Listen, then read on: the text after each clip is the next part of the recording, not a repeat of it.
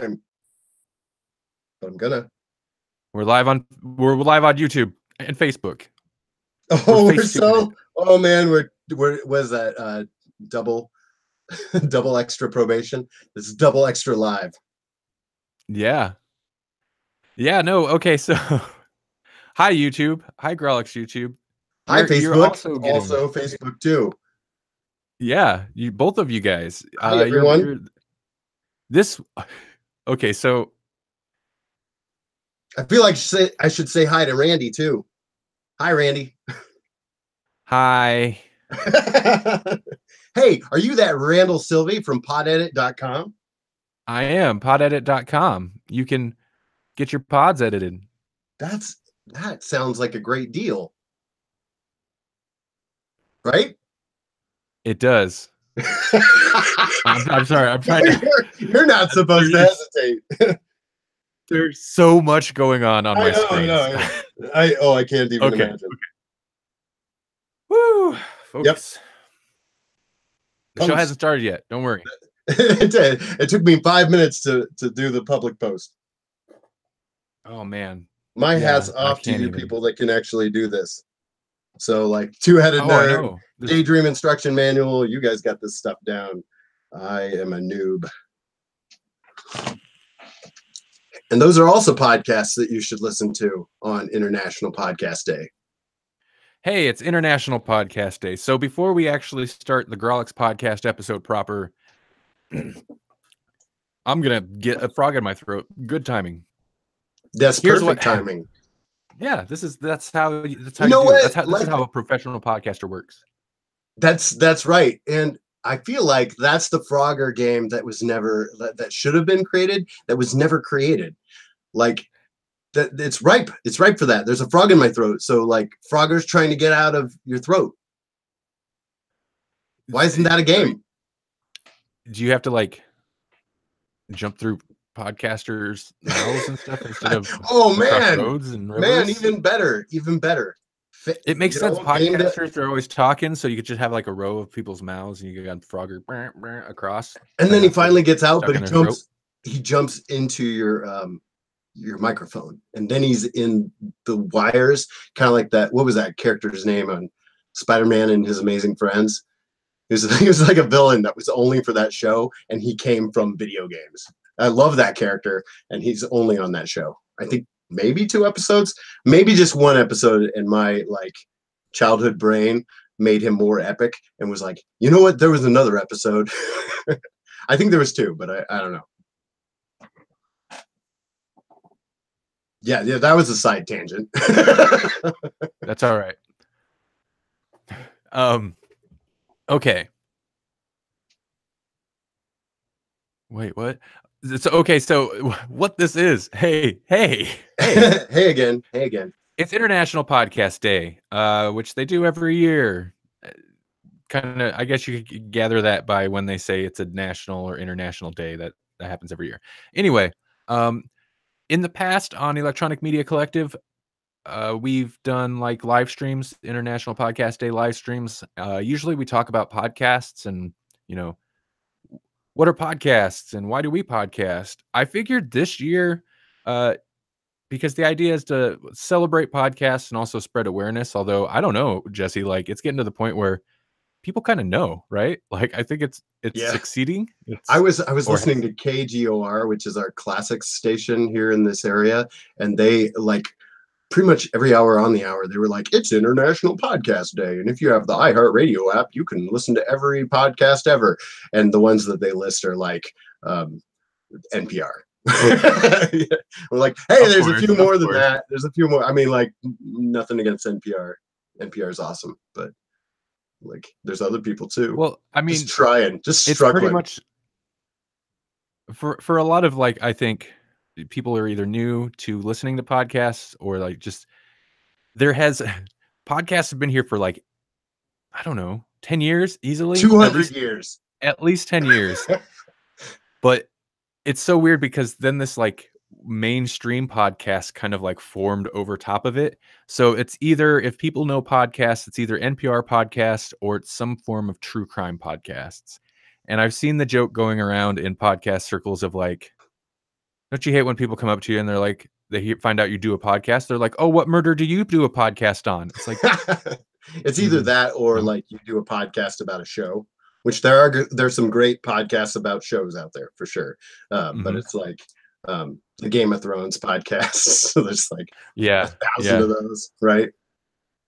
So my idea for this year was, listen, people who are new to podcasts or just discovering them, they don't want to hear people talk about podcasts. That's like trying to sell somebody a TV and then explaining all the technical inner workings of it. You're going to bore them. They don't care. They just want to see what it is.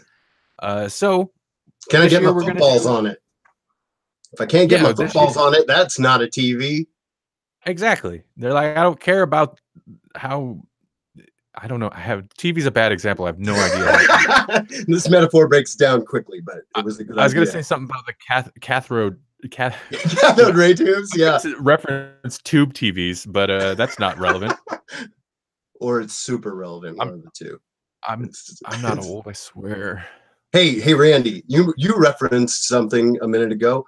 You referenced the Electronic Media Collective. Hey, what's that? Okay, so my idea we're gonna do a live episode of Grawlix podcast today, eventually, and but the Electronic Media Collective Podcast Network it's a network of podcasts. That's super easy to understand. Listen, if you're listening to it, if you're looking for a new podcast to listen to, go to electronicmediacollective.com, and it's everything on there. It's all podcasts.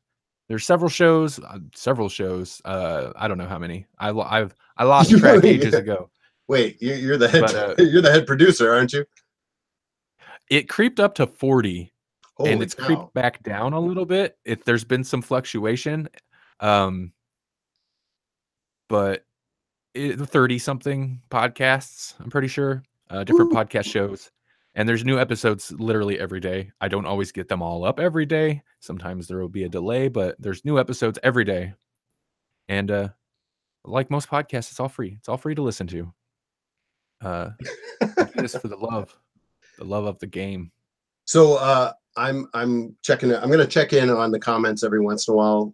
We're doing this a little bit roundabout, so they're not going to show up on our screens. So if you see me looking down and to my left, that's me checking out the chat feed. And we have the Mega podcast crew are watching. Eddie Fossler and Carl Smith are on there. And Carl says that Mega salutes Grawlix and EMC. Eddie Fossler says that He-Man podcast so not true. I need 36 He-Man podcasts for every Game of Thrones podcast. I think isn't that how it's supposed to work? He-Man's like the original Game of Thrones, right? Yeah. Except in Castle Grayskull, if you sat on the throne, I think it was like a trap. I could be wrong. Maybe the trap was somewhere else. I haven't had a physical Castle Grayskull in a while, but I feel like that's true. But yes. Thank you. Thanks for tuning in. What do you say for streaming? I guess tuning in. Thanks for tuning in, people. Sorry for. There is a wicked delay between. Usually there's a little bit of a delay, but I've never seen it quite this extreme. The live stream it's got to be like a minute behind. And if you're watching on YouTube, quick before we move on, I have a friend over here that Make Eternia Great Again. Mega is his favorite podcast. So, hey, it's me, it's Ram Man. You should go check out that podcast. How I listen to podcasts is that I have to download them and then listen to them in my helmet because I can't stream them because the interwaves. That's right. Is that how that works? They don't get through the helmet, but then my helmet gets through everything else because I ram things. There you go. There's your Ram Man cameo for today. You didn't even know that was coming. You didn't know that I just have a Ram Man right here and a power. You did know that I have a Power Ranger right there because you can see him now. Whoa, you have a Danny O'Mani. Oh. I don't do the Danny O'Mani voice though. He is straight up legit. He is straight up legit. Okay. Okay. Should we actually start Grawlix? Oh, I suppose. Okay. Maybe. So this is gonna be a live episode of Grawlix podcast eventually. There's gonna be a live episode of Grawlix. And then after, I don't know if there's gonna be anybody around. It'll either be nothing or we'll just kind of do a free for all. But and as we're doing the Grawlix, of course, we'll still shout out comments and such. Oh my gosh, my comments aren't updating. There's a whole bunch, huh? Yeah. Surprise, okay, man. Jesse's on the comments. I can't do it. I'll fall apart. I'll fall to pieces. I'm gonna have to. It's noise canceling. Ram Man's helmet is noise canceling. It's like Bo's noise suppression. Yeah, I mean that's probably why he doesn't respond to things right away. You didn't know this is going to be the Ram Man cast. Rambles with Ram Man. Rambles with Ram Man. Rambles with Ram Man. I feel like that should be a thing someday. But the Grawlix podcast is also a thing that we should start. Yeah. And you know how we start it. With a future prediction. We do. We start it with a future prediction. Are you prepared for a future prediction? I am. I have my notes. I'm ready to go. I think if I have the right episode notes in front of me, I am ready to go. Okay. All right. This is like a pre-show. You know where you can hear the pre-show? Oh, nice. Yeah, I do. Did you see that segue? No, I didn't see it coming. Segues are super fast in the future. I got blindsided by that segue. Yeah. Anyways, I'll tell them about it. It's a Patreon. We have a Patreon. Sometimes. No, we do. We have a Patreon, and you can find it at patreon.com/Grawlix podcast. And basically, what we offer for as little as $1 a month, you can get the pre-shows, and we've got like a bajillion pre-shows at this point. I think between the Grawlix podcast and then your other show, the Grawlix Cinematic Universe, where you guys talk movies, and I sometimes come on the show. Between those two shows, there are a plethora of pre-shows. So for $1, there you go. If you are interested, check us out. Speaking of Patreon, our listeners or our people who are watching right now, they also have Patreons. So check out patreon.com/Carl D. Smith or patreon.com/Daydream Instruction Manual. I feel like that's the right address. Eddie, don't hate me if I got that wrong. But you should search them out. I think you can find them because Patreon has probably not blacklisted them like they have us. Because we're too adult. We have too edgy. We have a swear symbol as our logo.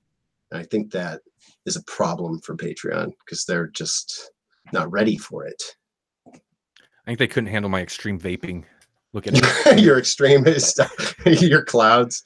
Oh, Randy. They can't. Patreon can't handle the clouds, bro. They can't. Your Cinemapic. Your other show. Me and Jasper on Cinematic Universe, we really like rail on the whole like Cinevapic thing, and we make fun of vaping, but we both vape, so it's kind of like a conundrum. I feel very conflicted about it. Eddie's like, start the show for the love of Rammy. He's not wrong. All right. Okay. Nope. Guess what? This is Randy, and in the future, all podcasts will be live streamed 2 weeks before they're actually released. It's just how things will be done. That's true. And this is Jesse. In the future, drug companies will develop an over-the-counter sinus medicine that will take care of all things sinuses. So instead of buying 6 pills and a cough syrup and a nasal spray, you'll just buy Sinus Drano and be done with it.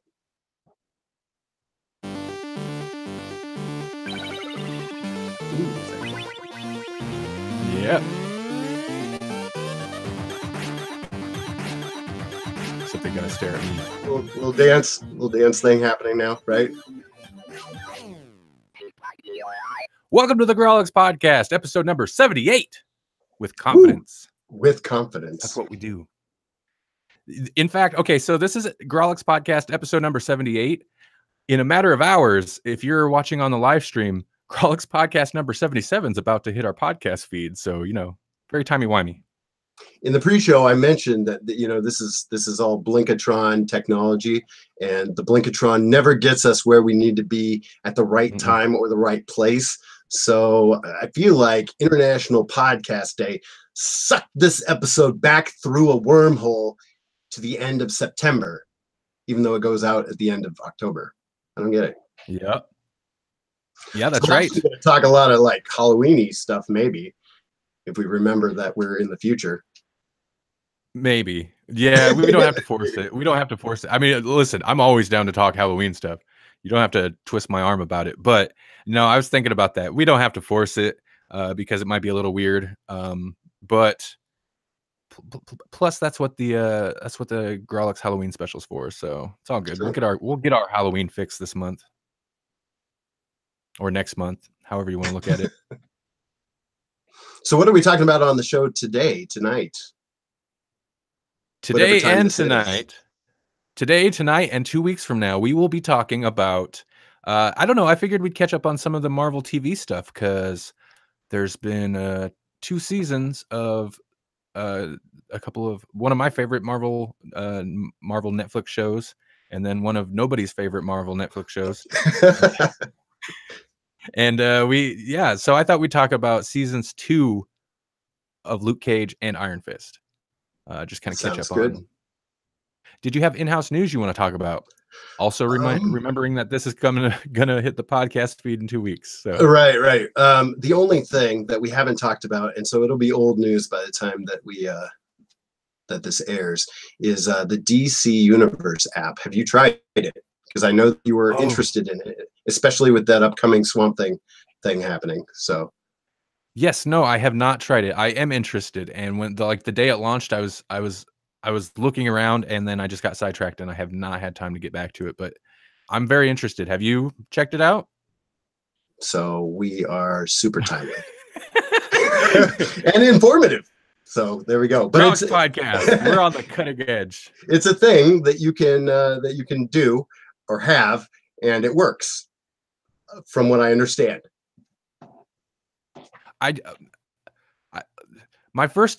So I was looking at it in like their little homepage thing, their original shows and comics. So I was checking out to see what comics they were listing, and it looks like a lot of older stuff. I mean, I'm sure they have some newer stuff, but it's probably like what was the Marvel Comics digital service, Marvel, right? Where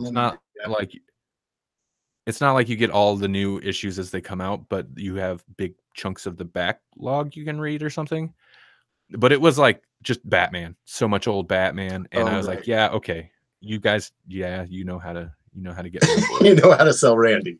Didn't it come out on Batman Day too? So I mean, that was not an accident. That would make sense. Yeah, that would make sense. Yeah, really. Other than that, I don't have any in-house news other than go back and check out the episode. Like if you're listening to it live, it'll happen tomorrow? Or is that GCU tomorrow? Yes. Nope. It's regular Grawlix. Grawlix number 77 is coming out tomorrow. And that'll be Black Sad, and that is kind of our memorial Make Dad Read Comics episode, in that we review Black Sad because that was one that Dad from Make Dad Read Comics recommended to us. Or he recommended to everyone, and we put it on the poll list kind of in honor of him because he recently passed away. So yeah, it was a good episode, and it's a great book. I finished editing it just a few hours ago. Sweet. It's all ready to go. All right. So look for that tomorrow or in the past. This won't get confusing at all. Coexisting in 2 different timelines. Okay. So where do you want to start? Yeah, I mean, wow, we almost should have just done a book or something where it's easy to like focus on a certain topic, huh? No, let's start with Luke Cage. If we want to just jump into TV talk. Also, I'll go ahead and just throw this out there. If there's anybody watching who wants to join us on this conversation, we're using Hangouts. I'll shoot you a link if you want. So just throwing that out there. I'm gonna have to be a little better about looking at these comments. Then we have Jasper Knight he is representing the GCU in the chat. Jasper, you got Hangouts on your phone? Join us. We'll have members of the whole Grawlix family. Not all the members, because Melanie is, I'm assuming she's probably working. But anyway, okay.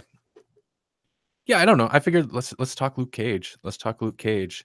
All right. And another part of the reason we wanted to do this one is because I didn't figure Melanie would want to do the live stream, and she had not watched these seasons. I tried to get her to watch season 2 of Luke Cage, and the second episode in, she just was clearly bored. So I was like, you know what?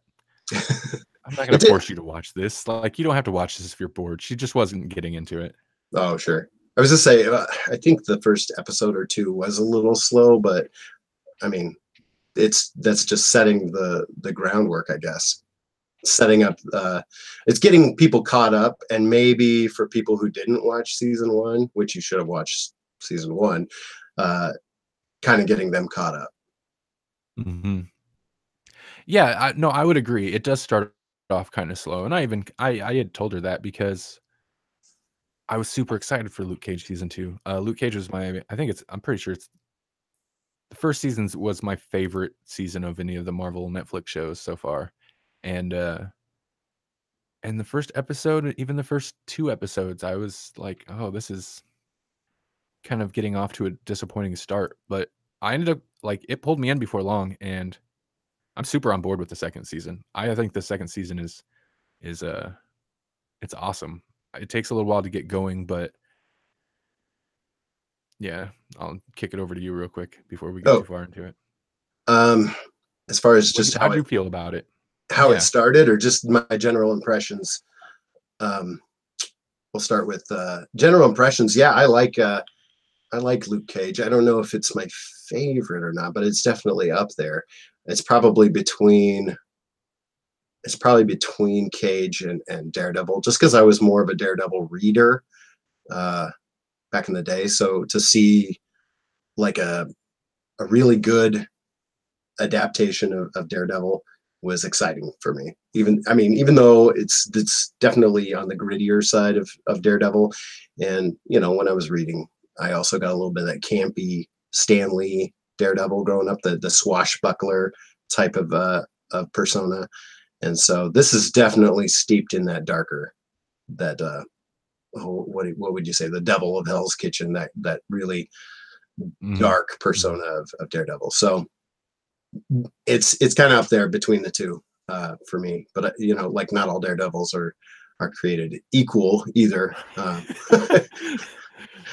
So Cage is really solid, and the thing that I appreciate most about Cage is how they use the music. All the shows do a really good job of interweaving music, but Cage just takes that to the next level and makes the music practically its own story, or a part of the story. Yeah, no, Luke Cage, that series totally won me over, based almost solely on style. The style, like the music, like the intro music played, and Randy was like, sold. Yep. Well, before that, they had Wu-Tang on the promo clip. I was like, Wu-Tang, yeah, man, right? Let's do this. yeah. He just puts the hood up and boom, throws a couch out of a window. That said, Luke Cage himself as a character in the show is, and I found this true of the first season, he's kind of one of the most bland characters in the show. Part of what made the first season work so well, and I think the second season continues that, mainly because it follows some of the same villain characters, is that the villains were so strong. I thought they were so interesting. A lot of times, and the second season definitely feels this way too, is you're not necessarily watching Luke Cage, you're watching the show about all these other people Oh, and Luke Cage is there too, you know. And Right, the right. second season feels like that a lot. Once you get past that initial setup of the second season, which is basically it's similar to Iron Fist, where it's like, well, here's where they're at since you last seen them, you know, just status quo. Um, before we actually get into whatever the season arc, I guess. Um, but once you get past that, this season again like moves away from Luke Cage pretty consistently. I mean, he's there, of course, but Yeah, I would agree. Especially like in season one, it's almost like the season was split up between a bunch of villains, and I feel like I'm blanking on his name because we're live. But the first villain, what was his name? yeah, I'm trying to think. I'm trying to think. Mariah's cousin. He had a code name or something like Cottonmouth. Cottonmouth was Yeah, really that's what it interesting. was. And then they switched over about halfway through to this Copperhead, and I wasn't quite as sold on Copperhead as I was. Is it Copperhead? I don't know. You know what I'm They're talking all about. like The superhero one. make names. The one that had superpowers. Ish. Diamondback, yeah, because he had the oh, Super 70 Diamondback. suit. That's it. Yeah, I'm getting my villains mixed up. You know, and Diamondback wasn't. He was kind of interesting, but no, I agree. Cottonmouth was super interesting, and in the first season, you know, spoilers for the first season, I guess. Boop. He once like he's killed off. My initial thought was like, oh, well, he was a great character. What are they going to do? But it really then kind of focuses on, is it Maria? I thought it was Mariah. Mariah, Is that right? yeah, yeah, Mariah. Oh yeah, because don't call her Black Mariah. But and Shades, surprisingly enough, Shades like such a cool character. I don't know why. He Well, shouldn't do Shades it, was but he like does. he was a scene stealer, man, like even in season one. And so I'm glad that he gets a bigger arc in season two. And he's still a scene stealer in season two because he doesn't always have the focus of the plot, but when he has a scene, man, he just captures it.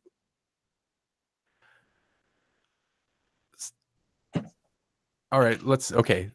I guess we can focus a little bit. First, let's talk about Luke Cage himself, even though I said he's kind of the blandest, because I kind of like what they're doing with him. I mean, it's obvious. It became kind of obvious from the get-go what kind of arc they were going to start taking him on, because he's getting cocky, right? Right. And like, that's never good. The hero gets cocky. That's never good. Pride But goeth I before a don't know. fall. Yeah, yeah. And they really pushed that too. Like they set him up in an interesting way by the end of the season. Uh, but his stuff, I hate that. What's her night nurse? I don't. What's her name?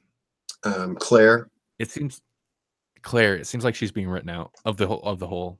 Right. Out of everything, really. I think she's on her way out. Yeah. Did you see that Turk is kind of set up to be the new night nurse?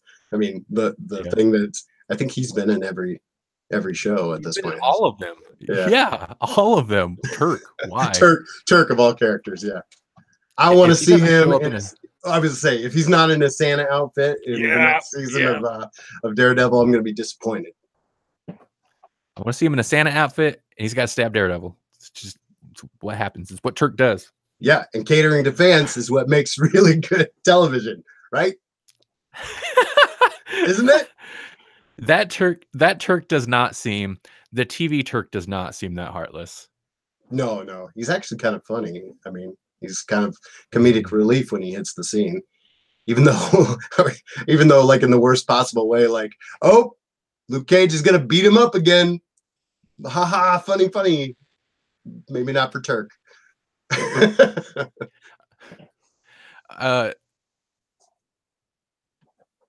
Oh, I lost it. So the turn where this season really got interesting for me, including Luke Cage's character, is I want to say the first big, in my mind, set piece of this season, because this season the set pieces weren't like, it's not like Daredevil where you've got, you know, each season there's the crazy action set piece, there's the hallway scene, or whatever their attempt at the equivalent in the second season was. Actually, the second season for me is the horrible, violent prison fight scene with the Punisher. Oh yeah, no doubt. It's awesome, but it's so brutal. But for me, for Luke Cage season 2, it wasn't any kind of action scenes. The standout scenes were the character arguments. There's some amazing scene, well acted, amazing scenes where it's just characters bouncing off of each other. The first one would be the fight between Luke Cage and the Claire. Bushmaster. Oh, Claire. Oh yeah. No, Yeah, I'm talking like not the actual fight, yeah. the argument where he ends up punching the wall, and that's kind of, then she leaves. But that's where the season really got interesting for me. I'm like, oh, they're gonna I don't know. That's scary. They made Luke Cage kind of scary. And I'm like, okay, well, they might actually go kind of dark with him. Do some interesting things. Yes. But okay, so no, I don't know what to add there. Yeah, it was definitely huh? Oh, yeah. I'll fix it all in post. I'll fix it in post. That's why there's such a lag. I'm editing it right now as it's going out to the yeah, you're processing it as we go, making notes. Kiefer left me hanging. Check. Jasper's what? Jasper's playing some Madden game. Oh yeah. Of course you are. He said he might pop in once he gets done with Madden. He's probably doing a live stream. We're competing streams, maybe. No, that's not possible. Yeah, is it? He could be live streaming Madden to Twitch or something. Oh, his Xbox. and commenting on our live stream at the same time. Maybe he's pirating our live stream over to Twitch. That would be really boring for Madden fans, probably. Okay, so okay, you mentioned Bushmaster. Yes. Let's talk a little bit about him, because when he shows up, well, first off, I love his fight style. It's crazy. Oh, yeah. He's kind of twirling, always twirling, like a capoeira type of style, where it's kind of acrobatic. Mm-hmm. Yeah, and very circular, spinning around, but oftentimes low to the ground. Mm-hmm. And then he's bulletproof, but not in a fun way. Not like Luke Cage. He's bulletproof in a gross way. I just thought of something, because you guys always talk about the backflips in GCU. When it comes to the Bushmaster, a backflip is quite the it's quite the finisher. it's social media move. He might be the first character in TV or movies that successfully used backflip as a fighting maneuver. Right. Well, I suppose Street Fighter Jean-Claude Van Damme, but I mean, in the modern era, for sure. What? I've never seen it. Oh man, I've never seen it. Street Fighter. I'm not saying it's a great movie, but it's a cult classic. I mean, you should at least see it once. Yeah, even for what's his name? I'm gonna blank. Raul Julia, is that right? I'm gonna. Oh yeah. Is his last Butcher Names? Right? Butcher Names. I think so. And he played M. Bison, and he looked good in the part. So, but I mean, that dude was pretty incredible, anyhow. Mm-hmm. But yeah, backflips are real. When you're the Bushmaster. But I don't know. I thought Bushmaster was an interesting character. He's not as sympathetic as some of the other villains, because I don't know. It's hard to be sympathetic for Maria, but at least she still feels real. She seems like a real character or a real person. They really toy with you with that character. Like, she's got a heart. She doesn't have a heart. She really cares about her family. She doesn't care about anyone. And they go brutal with her. That last big conversation she has with her daughter in season 2. And I'm not gonna get into it, but we will hit spoilers on season 2, I'm sure.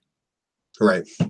But that last conversation is brutal. That the bookend, like, emotional scenes are of the season are the Luke Cage, Claire fight, and then the Maria and her daughter argument, or it's not even an argument. It's just Maria telling her daughter things, and it's the most cold, brutal thing.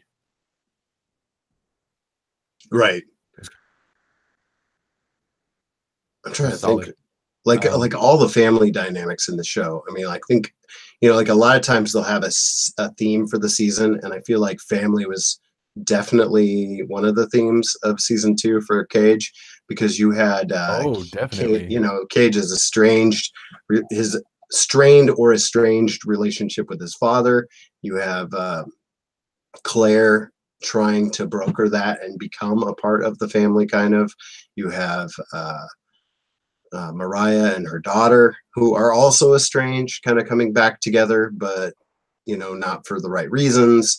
You have Bushmaster's whole thing is family.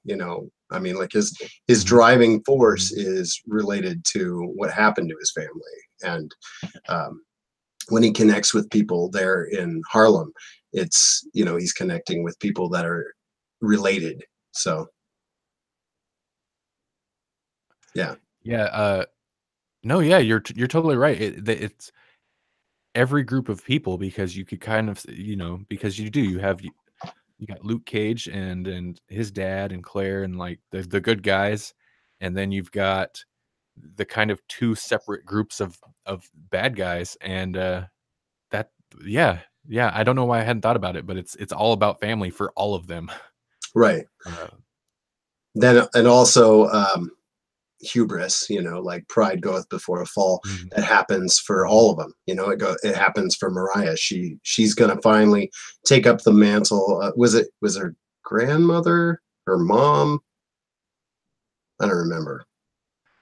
Yeah, I think it's like a grandmother situation, I think. Anyway, Could be wrong. Harlem's paradise, like truly taking up the mantle of that. Throughout, she's always kind of played the political game and distanced herself from that. But in this season, she embraces the dark side utterly. Um, Shades goes as dark as we've ever seen him go. Uh, Mhm, both, I mean, both personally and in the service of just being a gangster. mhm. um, Cage. I mean, I don't want to spoil his dark turns, but like when he has that moment with Claire, that's obviously the beginning of it, and it just carries through. And you have highs and lows. Like he becomes a little bit more heroic, and then he has a dip, and he does something dark, and then he gets like he comes out of that a little bit, and then we see him make some choices that are questionable at best and dangerous at I worst. I kind of I see what he's it's so hard to believe that with what they've shown us of his character, it's so hard to believe he would actually get that corrupted, you know what I mean? Right. What the end kind of, like, infers, what they set up, the potential for him to basically become the new he becomes the new, uh, crime boss. Of course, his deal is, you know, no crime, like, he's fighting the crime, but he becomes you know, a boss of his own group of people. Um, And his idea is to kind of keep the balance, because we have kind of a like a gang war type of thing that, like, I don't know what prompted it. Was it the kingpin, like the lack of the kingpin that prompted it? But or the lack of the hand, I don't know. But like there was a power vacuum, and then there becomes this mhm. whole like fight between the different factions of the gangs in Harlem. And that seems to be the season 2 that seems to be or at least post Defenders, that's the storyline. Yeah, in both yeah, you're right, in Iron Fist as well, yeah. That's definitely the Iron Fist and Luke Cage seasons 2, I feel like have a lot in common. Including a crossover. a couple crossovers. Colleen Wing Yep. shows up and kind of helps Misty Knight out of her funk. They feature the robot arm, the prosthetic arm. Mm-hmm. It's basically a robot arm. So that comes to be in Cage season 2, and Colleen Wing kind of helps her get out of her funk before she even embraces the robot arm. They have that awesome scene where they team up. So we have the Daughters of the Dragon kind of happening right there, and then we get one of the best moments of. Well, I mean, there's a lot of great moments, but it was a great moment when Danny Rand shows up in season 2 of Cage. The Heroes for Hire team up, or the Power Man and Iron Fist team up, was awesome. That's what you're talking about? I think it's the first time I've been happy to see Danny Rand on screen. Right? I was gonna say, like, I like Misty. I like seeing Misty whenever she shows up. So when she shows up later in season 2 of Iron Fist, I was excited because Misty's awesome. But like, no, you're right. But I like to see Misty in Luke Cage, the show she started in, and wherever. Danny Rand, Iron Fist. Yeah, I was excited to see him in Luke Cage. Then I started watching Iron Fist. I'm like, oh, it's this guy again. right, like, exactly. You just need little bits, little taste of Danny once in a while, right? And that's a little bit goes a long way. for real. Because in season 1, I don't know that anybody liked him. He was like the least interesting character of Iron Fist season 1. Then in Defenders, he kind of gets put in his place, which made him a little more interesting, but not in like a starring role kind of way, more like okay, tell us about Kunlun again. Tell us about how you punched the heart of a dragon. Tell us about that. And everybody's like, oh my God, they're talking about it again. I think we could probably just kind of segue between both shows, because what you were saying makes me think of season 2. Danny Rand is they definitely listen to criticisms and input from the reviewers and just people, the general audience, because they matured him quite a bit in some respects, but they changed his character quite a bit just so he's still stubborn, but he's just not as stubborn. And he doesn't just stubborn. Like he's still part of, like obviously he's still one of the major shareholders of Rand Enterprises or whatever, Rand Industries or whatever they call it. But he doesn't rely on that as much. In season 1, it's just like, oh, we have a problem. I'm a millionaire. Let's just buy our way out of it. I don't feel like they go to that well hardly at all in season 2, and I think it's better because of it. They make a point of him not doing that, where I'm just like, dude, you're rich. Just go do it. But yeah, I get it. Well, he's even like working a job. He's like a mover. He's just working. He took some regular job just to, I don't know, stay busy, I guess. When Ward even kind of busts his chops about it a little bit, like, why are you doing this? We need you at Rand Enterprises. And Danny's like, no, you don't. And I need to do this. I feel bad jumping right to Iron Fist, but you mentioned Ward. I'm conflicted. I mean, I think Ward's character is fine, but I'm conflicted. Man, the end of the season this season is okay. Okay, Iron Fist, since we did jump over there. Iron Fist, season 2, I think there's improvements over season 1 for sure. Right. It took I was watching it, but it took quite a few episodes before it really started to before I felt like at the end of the episode, I'd be like, I want to know what happens next. It took like 5 episodes before that started happening. That's a long time for a Netflix show. See, as soon as I knew it was Typhoid Mary, I was hooked, because I'm interested in that character, and I think this version of the character is so much more interesting than even the actual comic book version, because especially her introduction in the comic books is very, I don't know, it's very surface. It's very like she's brought in by the Kingpin for a very specific reason, and I don't think it would play well to a modern audience. Okay. But the idea of a character like Mary Walker, who has a different, personality disorder, multiple personality disorder. Is there a bad multiple personality story? I feel like it's always compelling, even if it's not 100% factual, Like, yeah, if it's not like was it like Raising Cain, that movie? Don't the personalities know about each other and they practically fight with each other? I mean, like, I know that a lot of shows get it wrong, but it's always fascinating to see an actor or an actress try to play more than one character on screen at once is always kind of fun to watch. And I don't know her name that played Mary in this, but I thought she did a fine job. Like, she did a pretty decent job. Right.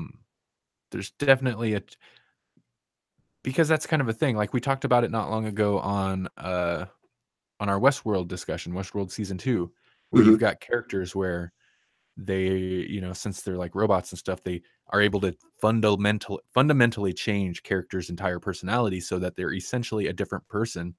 And being able and watching actors that can actually like pull that off to a super convincing thing to where you're like, they don't even carry themselves the same way. They have a completely different air of another person when they walk on screen. So it's always interesting to see people that can do that well. And sometimes it's interesting to see people that can't do it well. But I thought she did okay. Her personalities are kind of extremes. So when it's extreme, it's because what is it? Mary's much more. She's the artist. She's meek. very It's like soft. Yeah. She's all about beauty. She's like, oh, that's so beautiful, and I saw this and I drew it, and she's really reacting into those things. And I don't think that the Walker personality has any time for that stuff. Like, she's very this is the job. These are the things that I need to do in order to finish the job, and that's all I'm interested in. And so in my notes, I mean, like, I knew this is like, she's the character that kind of really hooked me about the season. There's a lot of things going on in the season, maybe too many things going on in the season, but for me, I put in my notes, there's something about Typhoid Mary. That's my note. Those are my notes. Those are my notes right there. I gotta. I'm almost surprised they didn't name an episode that. That would be great. There's something about Mary. That episode title done. I'm sorry, missed opportunity. Maybe she'll come back in Daredevil, I guess. They still have a chance. They set her up though. They set her up for something. And I kind of didn't like the turn at the end. Like, it was my impression that it was still Walker, but there's such a change in her attitude that I don't know. It kind of threw me a little bit. I feel like you see that personality cracking a little bit, and they're hinting at that third personality, which I suppose will be Typhoid. Yeah. Which is fine, like, that's interesting. But I'd hate to see them go too over the top with this. I'd hate for her to go full Jim Carrey the Riddler on this thing. That would be too much. So they're definitely setting her up. So which series do you think they're setting her up for? Do you think they're going to pull her into? This is purely speculative, of course, but Daredevil. That's the next one. But they could easily pull her into that because there are characters that I don't. Obviously, they can't use for this if they're doing Born Again. If they're doing that storyline, they can't use Nuke. Like, they're not going to pull Nuke into that. If they could easily, because they need to make Trish the new Nuke. Yeah, there you go. Our boys. When this episode goes up, Daredevil season 3 will be out. Oh, fun! All right. Think about that. We're always a little behind, and by a little bit, I mean at least one Netflix series is behind. That's how that works for us. Yeah, it's true. It's true. I'm sorry, I didn't mean to sidetrack you. No, I mean, like, Born Again is all about breaking Matt Murdock completely, right? And so actually the Typhoid Mary introduction in the comics happens right after what we read for the show, the Born Again storyline, and so Kingpin pulls her in to kind of break his heart. I tried to break his mind, and that didn't work. So now we're gonna have to break his heart. And so that's what I mean. Like, yeah, that's what I mean. This is a far better introduction to the character than that was, and I hope they don't go that route with it. But they could still, hopefully, much more cleverly weave her into the Born Again story. Where's Karen? They always do terrible things to Karen, but she's one of my favorite characters. That she's so sidelined. Of course, she's not one of the heroes, so it makes sense. But she's not a hero and she's not a villain. But she's so sidelined. It seemed like the first season of Daredevil, she got a lot of focus, but it seemed like they were really going to set her up to be kind of. She shot that one guy. It seemed like that was going to set something up that they just never really focused on in season 2, or Punisher for that.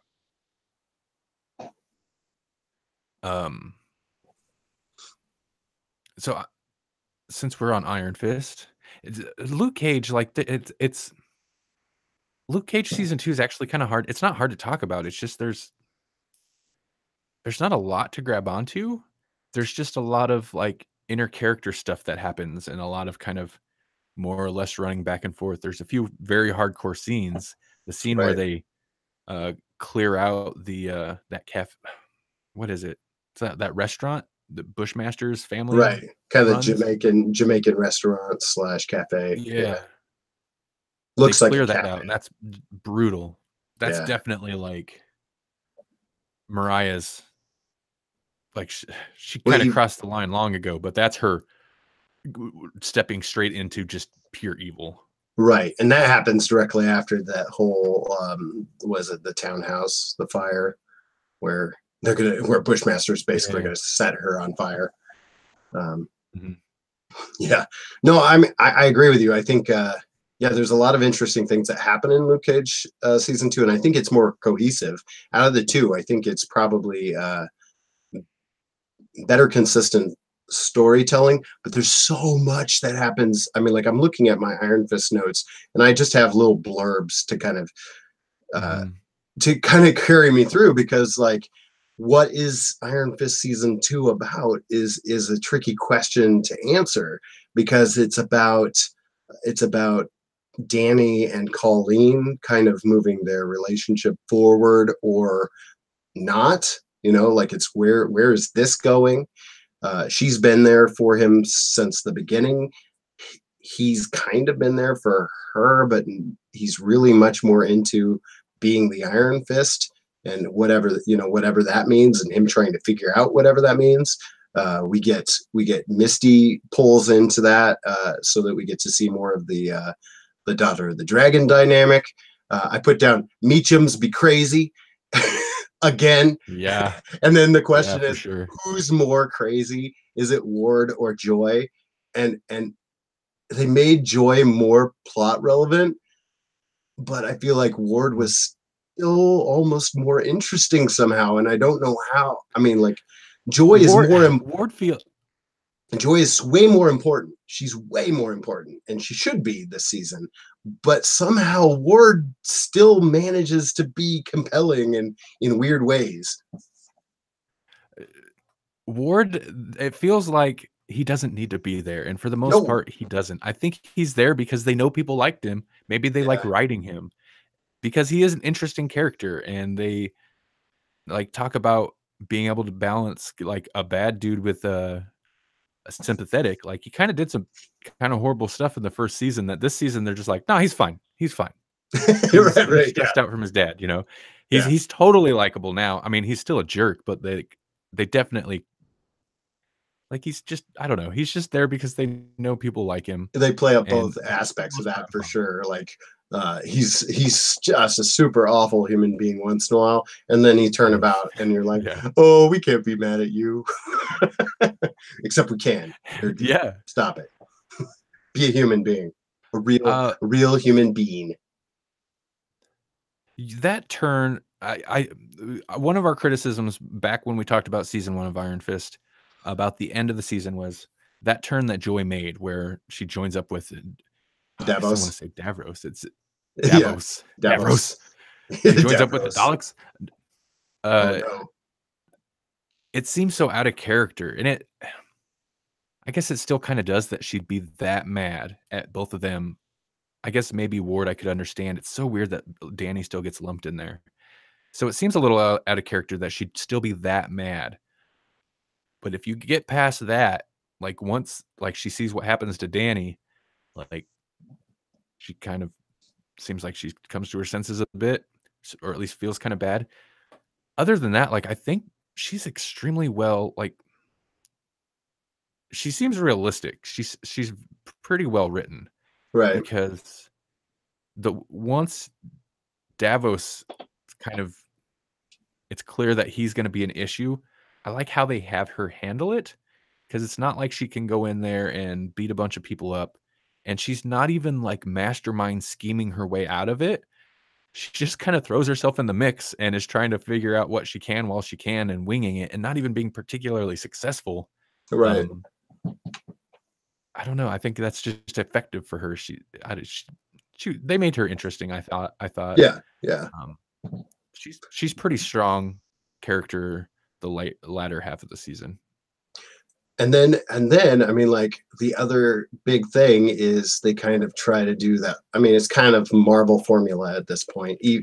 Even on the shows a little bit where it's like, okay, we've got to bring Davos back because now we can have two characters that have the Iron Fist, at least, if not, right. if not at the same time, you've got to have an evil Iron Man, right? You got to have Ironmonger. You've got to have, was it Yellow Jacket to Ant-Man? You got to have the evil version of the good guy, and so that's what Davos is. And it's like, here's what I put. Here's what I put for that whole storyline, because it's basically the Immortal Iron Fist story that they try to pull into season 2 here, where they've got Davos and they've got the Sisters of the Crane. And in that story, they just basically give him powers, right? But in this one, they use the Sisters of the Crane to steal Danny's powers somehow. And so I call it the light beer version of the Immortal Iron Fist. It's like, that seems fitting. Sort of that story, but like, I don't know. They kind of diminished it a little bit by making the Sisters of the Crane glorified tattoo artists. Like, in a sense, it gave them more agency. In another sense, it took agency. Like, it made they were important, but like almost accidentally important. Like they just happened to have a skill. Like it wasn't their choice necessarily to help Davos. It was just a job. I was about to say, well, they haven't really dived into the magical stuff in the Netflix stuff. Then I was like, oh wait, it's Iron Fist. He fought a dragon. What am I talking about? He fought a dragon. Yeah. Because they took like the Crane system. Oh, what? Oh no. I hate to derail real quick, but I wanted to mention the fact that Brandon Lapani of the Technology Geek fame is in the chat, and he's talking about my beard and how it's got a mind of its own. Iron Fist 2 is the Ant-Man of Netflix, but not as important as Daredevil or Jessica Jones. Oh, that's a hot take, Brandon. And am I the only one who wants that White Ranger figure? No, everyone wants that White Ranger figure. It's Dr. Tommy Oliver. Well, I guess he wasn't a doctor at that time, but he did become a doctor. Is Jessica Jones important? I mean, oh, you're gonna stack hot take on top of hot take. Don't get me wrong. Like, Brandon's like, he's not as important, and you're like, but is she important? Well, if you think about how the characters are kind of like connected to the rest of not the Marvel, the mini Marvel Cinematic Universe, the Netflix street level Avengers or whatever they're calling it. Even though Daredevil honestly doesn't, maybe what's his name? Maybe he's more expensive, but he doesn't actually interact with most of the other characters that often. But maybe it's because they kind of launched with him first, so it feels like he's a bit more central in the universe. He's their Cap. He's their Captain But America. I would agree with you, Brandon, about he's Danny doesn't feel that important in the universe, but the shows that branch the most characters together and the most like events that reach out from to the other shows, I would say are probably Luke Cage and Iron Fist. A little bit Daredevil because they introduced Punisher, yeah, and Night Nurse and all of those characters. Turk, who's now the new Night Nurse. Yeah. And some of those characters kind of bounce into Jessica Jones, but it feels like Luke Cage and Iron Fist. Jessica Jones is the most powerful. She's like bar none the most, I think, strong out of it in terms of superpowers. But she also she purposely takes herself out of it. Social. Well, yeah. She's not involved by design. She doesn't want to be involved.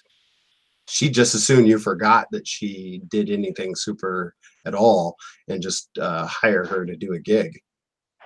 Her PI thing. So I'm sorry, I derailed your Davos talk. But I wanted to mention that Brandon was in there because he's been in the chat for a while and wanted to recognize the technology geek.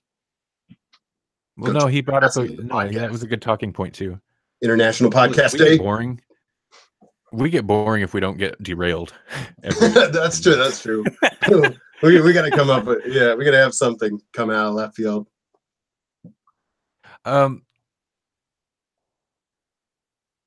Yeah, I don't know. The Iron Fist, like I said, the later half of the season picked up for me. I got more interested. Is about you said you got more interested once they kind of mentioned the Crane sisters. They brought that whole aspect in. I thought that was fine. That's when it kind of hooked me more.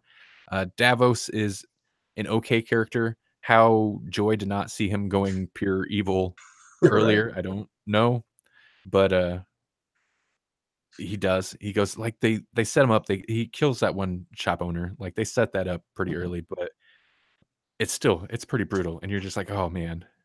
And those kids go along with it. Ugh. But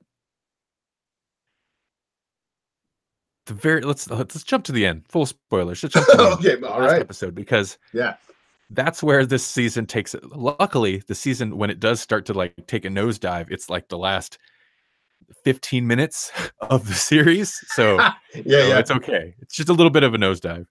But it seemed like the last episode they threw a bunch of stuff in, with Ward, they kind of threw a bunch of stuff in where it's because they want to give him this arc, and it felt unnatural. It felt like they just threw this whole thing with this, not that they didn't seed it through the season, but this whole thing with the baby and his sponsor and all that, even though that didn't really pan out, but that felt like a somewhat artificial. And when you think about the overall story, didn't need to be there. It felt like an artificial imposed character arc, something to kind of force his character into. Sure. When it's almost like they had all these dangling threads, right? And then they try to weave them back together at the end, but then they all go off in different directions. They all come together in the end, and then they go off in different directions again. It's just it's like that. Mm-hmm. I'm doing this with my hands for the audio listeners won't be able to see this at all, but I'm like my hands are intertwined, but the fingers are sticking out, right? So it's you're weaving these threads together, and then they're just you're not going to trim them off. They're just out there, so at the end you've got I don't know how much of it to just totally let totally spoil it, but the whole third act is about we've got to get the Iron Fist away from Davos. Davos is successful. He steals the Iron Fist. He's out there being the Iron Fist. He's got his own gang of people that he's going to train into Kunlun-esque disciples, and he just starts like being a mob boss that kills other mob bosses almost, but not even a mob boss. Just like he's just like the Punisher if the Punisher had a glowy fist and a bunch of teenagers. Well, that's how he just his version of cleaning up crime is like he grabs one guy, like one henchman is like, you know where all these guys are, take me to him. And he just goes around and just murders them one after another, just keeps murdering them, which is interesting. Like that's interesting. But that's an interesting way to do it. that's one way. Danny could do that. Yeah. That's interesting, Davos. Tell me about your mother. Well, we find out about that too. We do, that's true.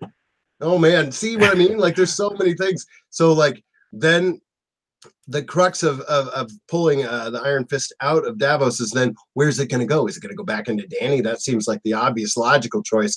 But Danny was also going dark before he lost the Iron Fist, so he's like scared of it now, I guess. And he's like, nope, can't do it. I can't even with this Iron Fist. So he's like, Colleen, you're gonna have to do it. And she's like, what? No, I'm not gonna do it. Okay, maybe I'll do it. You talked me into it. It's almost that fast too. It's like, no, I'm not gonna do it. All right, I'm on board. My whole arc has been I don't want to fight anymore, which means I'm definitely gonna fight. In fact, I'm gonna become the one that fights. Yeah. In fact, I'm taking over all the fighting because I had a dojo once, and now I'm gonna pit fight with Danny to make him better at the things. Like their whole training, their whole bizarre reverse Miyagi situation towards the end there, and making him a better. Like he fought a dragon, but somehow he's got to improve. Why does that mean they can't be in a relationship anymore? I don't know. Like it's just too much because like the way that Danny just can't even with the Iron Fist anymore. Colleen is like, all right, I'll Iron Fist, but I just can't even with you, Danny. Which is the viewers throughout the entirety of season 1. So maybe she is a surrogate for us. She's us. Yeah, maybe. Her season 2 she's an allegory for us, the viewers of season 1. And we're all Iron Fist. You know what? This show is deeper than I gave it credit. Like this show is way deep. It's deep in some ways. Yeah, Brandon says because love is complicated. Yeah. It is totally is. Yeah, that's true.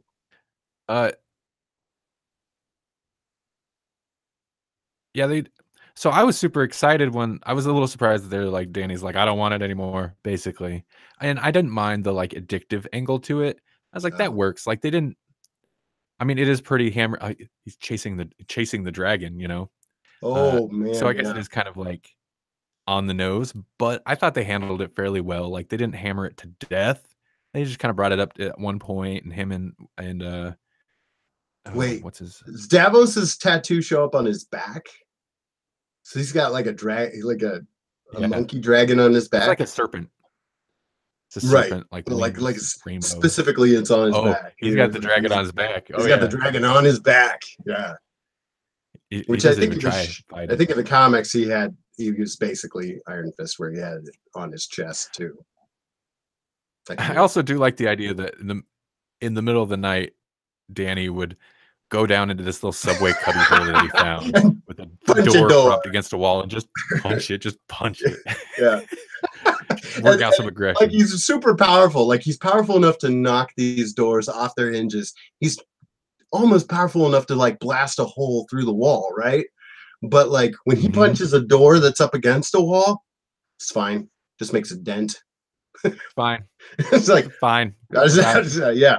I have the rage of the dragon that I got to work out here. But there's some cardboard between that and the wall. Like the cardboard absorbs all that impact. Yeah. Like some memory foam or something. You need to go find like a mountain or something and just punch at that. It's like a podcast studio that has like the sound dampeners. That way people on the train don't get scared and be like, thunder in the subway.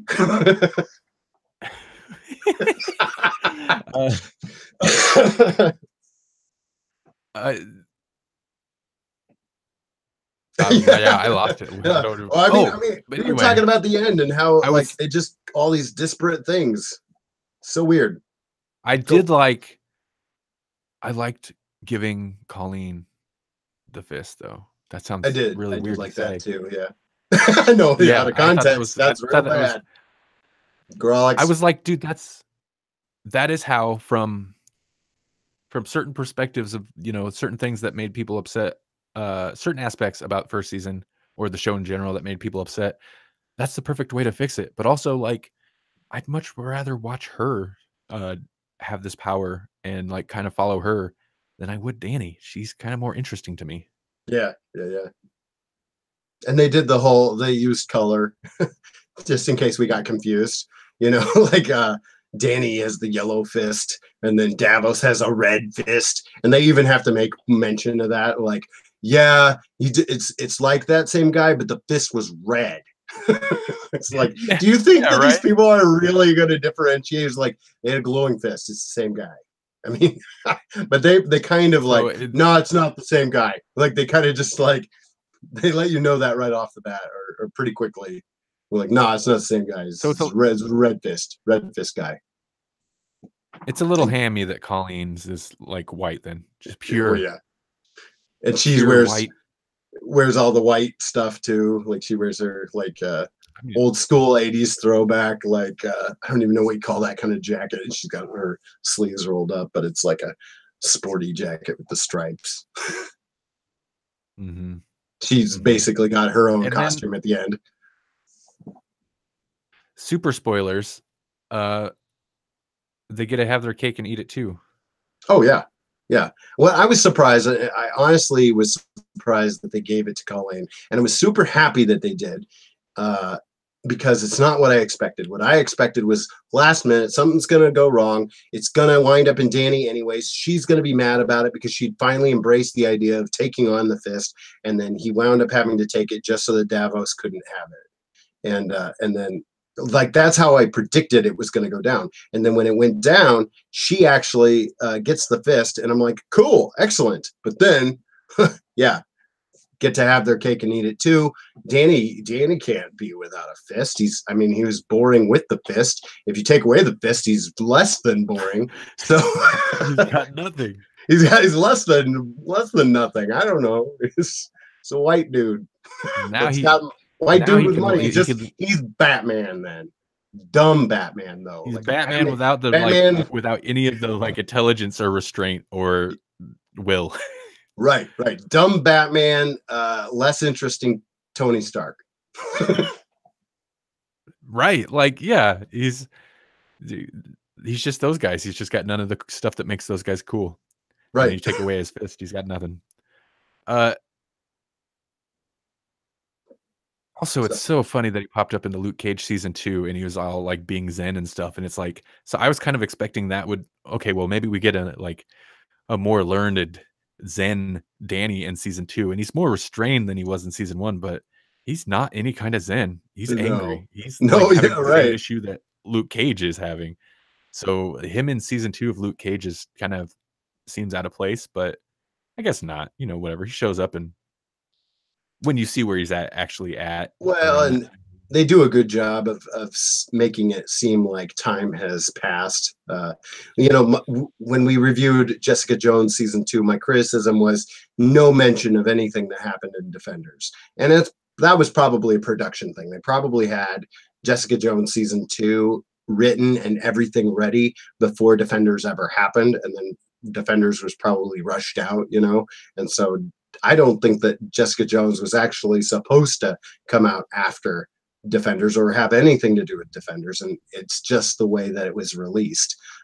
This, on the other hand, they reference, and they don't make too big a deal out of Defenders. Like, Defenders has happened, and they make mention of it, and then they move on, right? That's how they deal with it in Cage season 2, and then this is clearly set after Cage season 2 because Misty makes mention of Cage, because I think Cage, like, they mention Claire, they mention Cage, and Misty's like nope and double nope. Yeah. In And terms she's of got the arm. involving him. She got that in Yeah. season 2 with Cage. Right. Which is still awesome. No, I like her. Her and Colleen is a great duo. I like them. Hanging out, doing things, and getting into fights. I did enjoy. So what did you think about the fight scenes this season? It seemed like there were less than the first season, but I know that was a big criticism, and I agree that was a big criticism of the first season. Is like the fight seemed really weak, and it's like this is your kung fu show. Yeah. Like, why is this being so overcast by like Daredevil, which of course, he's a fighter too, but this is the Iron Fist. Like, Yeah. if you're gonna focus on anything in this show, focus on making the fighting good. And when there were fight scenes this season, I feel like it was probably better. But then again, Colleen's fight scenes, when she's fighting the two sisters, tattoo sisters, Crane sisters. Yeah, the Sisters of the Crane. I like that sequence. I thought that was good. Yeah. And I thought the choreography was decent. Because in season 1, I think it was way better, night and day better. Because in season 1, like those first couple episodes were actually painful to watch, and then they had the one episode that was directed by the RZA, and while it was fun, it was a fun idea. The choreography again just became so painfully obviously bad in season 1. In season 2, I don't think I had any problems with the choreography. There's probably some leaps of logic in some of the fight scenes, like, okay, but you get lost in, okay, this is an enjoyable kung fu fight scene, more than you do in the logistics of that's not how a fight works. Yeah, I would agree. Or the disparity of power levels, like there's one moment where Danny can do a crazy thing that'll blow up a wall, and another time he could just dent a door because there's memory foam behind it. That kind of thing. I'm not letting that go. That was another thing that, I mean, they took away his power at one point, but there was less, like, in the first season, they used him not being able to focus his chi in a really kind of cheesy, like, oh, I'm so glad they didn't do that. We can't have him like this powerful in this scene, or else he'll just get out of it. We don't know how to ride around his power. And so they just use that as an excuse to depower him for a few scenes or an episode or something. And I'm glad they didn't do that this season. Right. They just took him away altogether. Yeah. All the problems he had in season 1, like, I was too mad, I couldn't use the fist. Or I was too sad, I couldn't use the fist. I was too happy, I couldn't use the fist. It was like, no, I'm mad, I'm happy, I'm sad, I'm using the fist. I'm using the how often do you light up that fist in a night, Danny? How often are you lighting up that fist? Weird question, Colleen. I mean, it's an appropriate question, but it's a weird one. Yeah.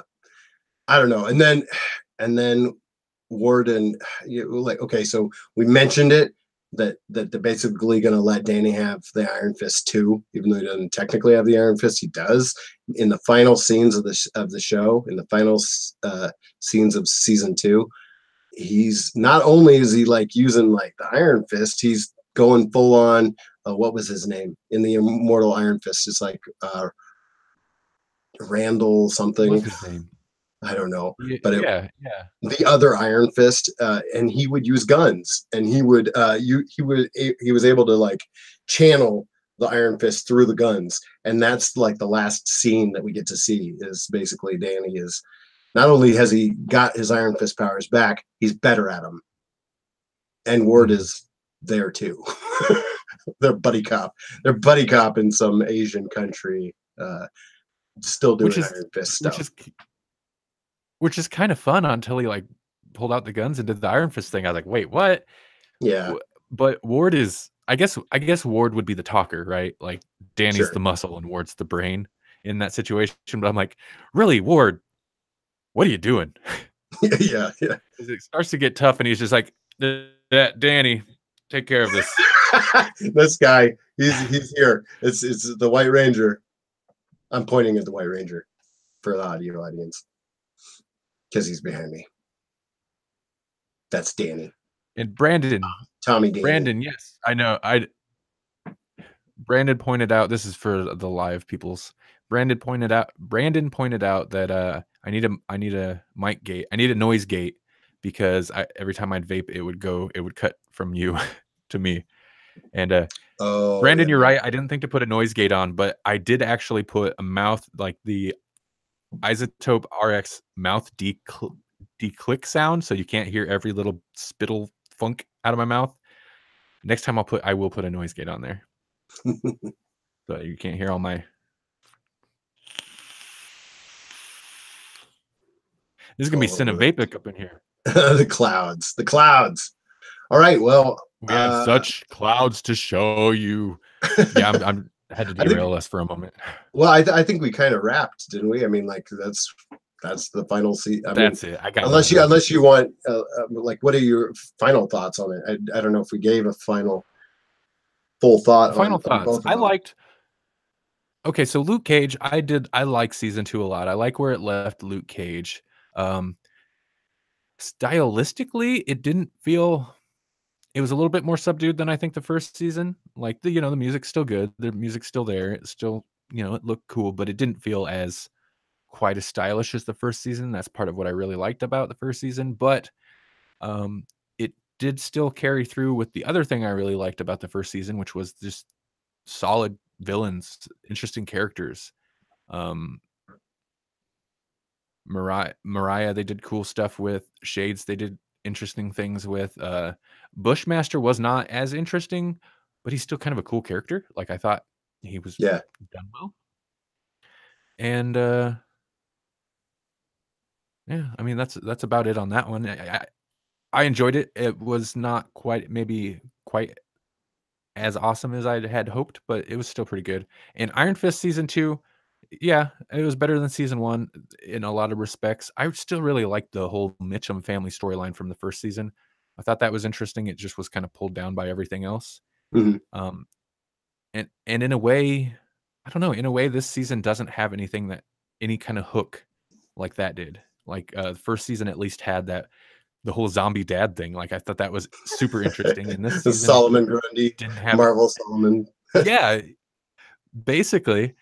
And this season didn't really have anything that really grabbed me like that. But, halfway through the season, I was at least kind of on board. And I was like, all right, let's do this. And I like hanging out with Misty. And Colleen Wing's pretty cool. And so that was, it was okay. It was not bad. Could have been worse. I'm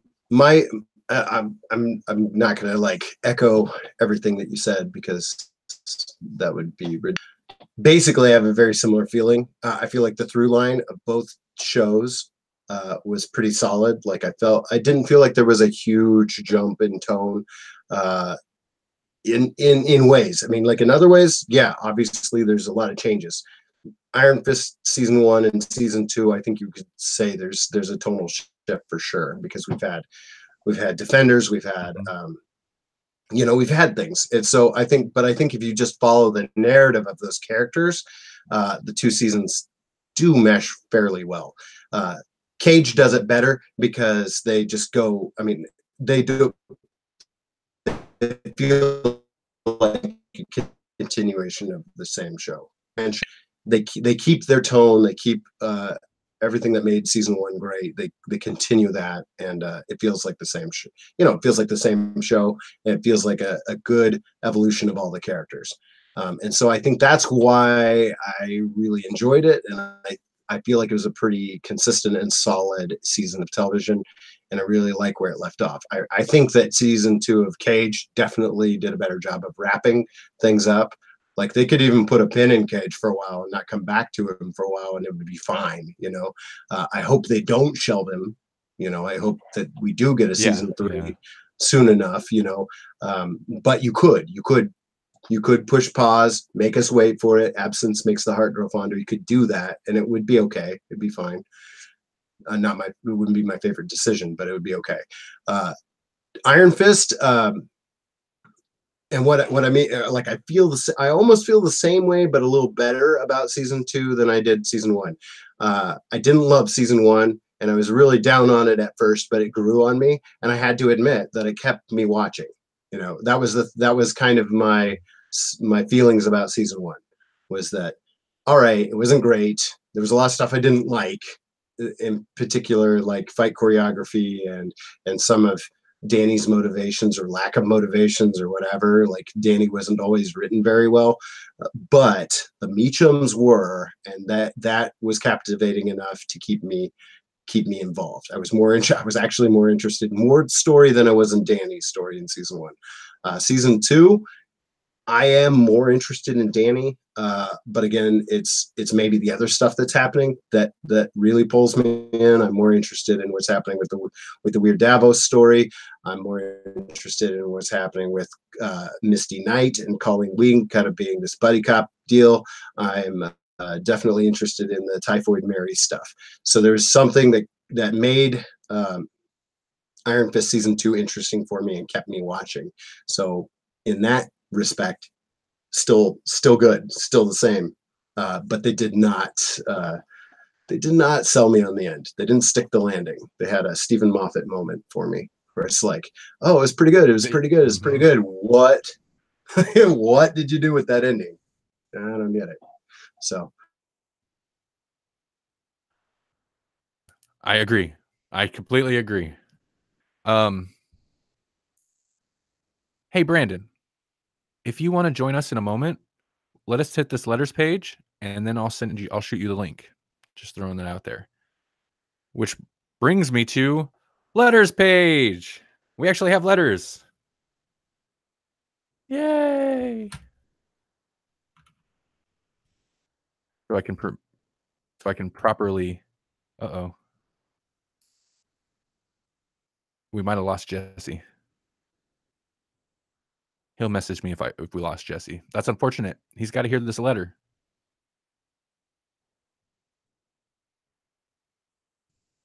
But we're going to do a letters page regardless. I'll keep rolling.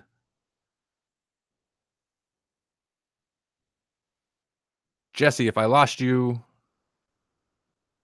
just leave and rejoin. Hey, you could send us an email and with whatever, say hi or ask us questions or give us your input on something that we're talked about or going to talk about or whatever you want. Send an email to. Oh, we got two Jessies. Oh, two Jessies. Here, that'll be fun. I'm gonna eject one. It might eject both. Nope, he ejected himself. All right. Okay, you're back. I was just saying, letters page. Send us an email to letters@Grawlix Podcast. It's GRAWLIX podcast.com. Or you can even leave a voice message and we'll play it on the show. It's 559-426-6427 or 559-4comics. Yep. Or you can send us an MP3, which is what Mr. Matt D likes to do. Oh, Matt D. Yeah. Matt D. I gotta check. Okay, sorry. Getting caught up on messages here. Okay. 2 is better than 1. I'm not sure. Was that because season I was alone, 2 of Brandon? which show? Oh, okay. All right. So it's online one. I'll shoot him I don't know if he really wants to join in, but I'll shoot him a link. Shoot him a link. That'll be our free for all section. But we have audio clip MP3 sent in to us from Mr. Matt D, longtime listener and frequent letters pagerer. That's a word. That's a word. Wait, I might be wrong. This might not be from Matt D. This might be from an unusual individual that goes by the name of Jerry. Oh. See, he's got a Halloween message for us, and I know for the live stream, always the live early. videos, always with the live. Yeah. All right, okay. What's going on? He's like the 4th official member of the Grawlix podcast of Grawlix Prime. That's just true. off the side of the camera. It's Matt D. Or Jerry the gnome. Matt D, no problems. Jerry, a little concerned. He's concerning. He was in a weird place the last time we heard from him, so I guess this is good. This is good. We know he's okay. I won't lie to you. I've already listened to this. He's still kind of in a weird place. Oh no. Okay. All right, here we go. Hey there, Grawlix Podcast. This here's Jerry the Gnome. Been a while since I called in. Been a bit busy myself. Been fighting a war with the leprechauns. Well, that's a story for another time. But I'll tell you what, the war is over. And as with all wars, there's no real winner. And I gotta say, I definitely shook the pillars of the magical kingdom. That's the never Disney, not Disney World or Disneyland. Oh. Anyway, I'm just gonna let you know that this happens to be my favorite time of year. Pretty much from September 5th on into November 23rd, 24th, somewhere around there. It's gotten to become fall and autumn and equinox, and all them flat earthers don't realize that, that, hot take. Everything's got to be equal, and yeah. Sorry, going off on a kind of a tangent there, Hoss. Anyway, look, I just want to call and say happy Halloween and enjoy all the pumpkin spice everything. Best thing about this time of year is everything's pumpkin spice. Lord. Pumpkin spice coffee and pumpkin spice beer, pumpkin spice whiskey, pumpkin spice donuts, pumpkin spice pancakes, pumpkin spice pumpkin spice pumpkin spice pizza. Handcuffs, pumpkin spice nightstick. We just kind of wander off. Anyway, have yourself a happy Halloween. Good friend Jerry the Gnome.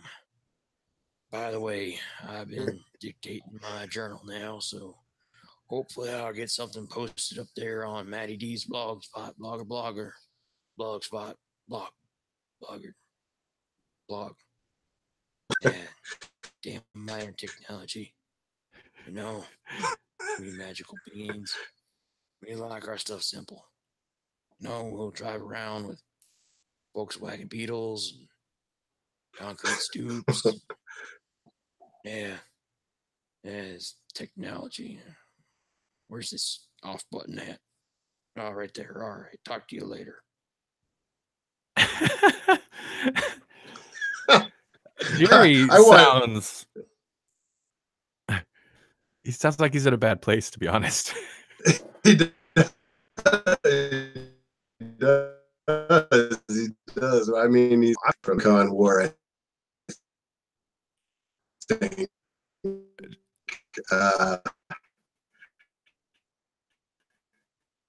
Jesse's gone full robot on us, folks. I kind of want still. Okay, there you go. You snapped out of it. Oh, okay. It's real crazy to see it with video. Normally we don't have video to accompany it, but it like does the whole like it freezes you and then speeds up real quick. Weird. Oh, catches me up, yeah. Yeah. Well, okay. What were you saying? I kind of want the Jerry the Gnome reality show. But I worry that it would, like it might be too much for Jerry the Gnome. Like what was it, the Osbournes? That show kind of ruined Ozzy Osbourne, like kind of broke him a little bit. I feel like that could happen to Jerry the Gnome because Jerry the Gnome he's on shaky territory, especially if he's using a pumpkin spice nightstick. Band name. # band name. My reply to him was, Pumpkin spice pizza. Yes. Pumpkin spice pumpkin. Never. Oh, no, God. Oh, God. Bile spice Kit Kats right there. Oh. Great. Jasper, I just sent you a message. Ignore that. Don't use that. That might be the stream key.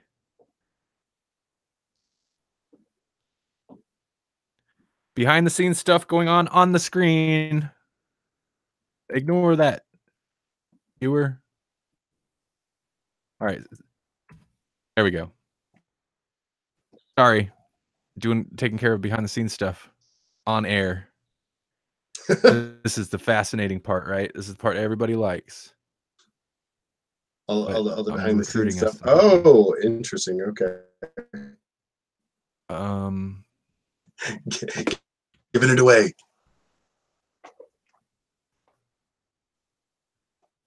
Action. I didn't paste that message. Okay. I don't know if they're going to jump on, but put it out there, guys. I put it out there. Are we inviting them in for the end of this, or should we do a movie quote and call good for Grawlix? Let's do movie quote, call it good for Grawlix, and then they can jump on and we'll free for all it. They'll probably jump on in the middle of our movie quotes. Of course. Well, I have mine if I'm ready. If you're ready. Blah blah blah. Go for it. All right. This is Jesse. You have not failed no one, Grasshopper. Only your own Grawlix.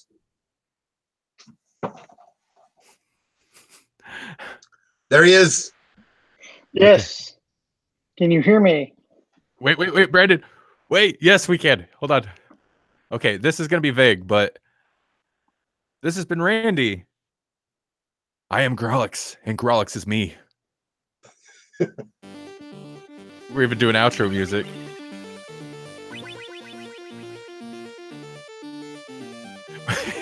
we essentially like, oh, Brandon's here in the episode. Yeah. For more Grawlix podcast, visit grawlixpodcast.com. I guess I didn't really need to play the outro music, but /GrawlixPodcast, or follow us on Twitter @GrawlixPodcast. All right, so now things are going to get crazy, right? Things are going to get all the time. Really messy. All the messy.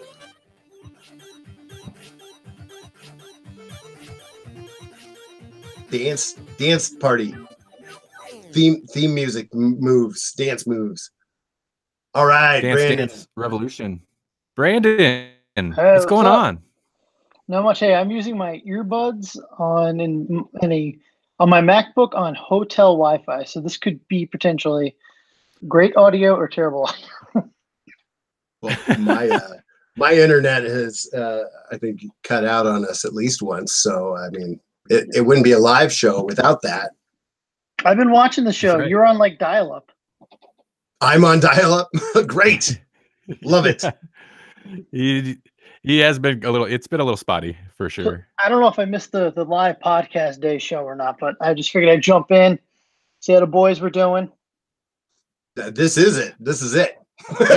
Oh. Yep. You made it now. You just kicked it off. Welcome to the party. All right. Welcome to the live podcast day show. The Electronic Media Collective. This has nothing to do with Grawlix. That's over. Grawlix is done, ladies and gentlemen. It feels like we just went from one to the other, and we did. Jasper's having a hard time going into things. I see that. I do see that. I enjoy that he replied to my message in the chat. In the chat. I cannot figure out technology. Everyone. Well, you could always, yeah. You could always email the technology geek and we'll answer it live on the air. Right. So why is Jasper bad at tech, Brandon?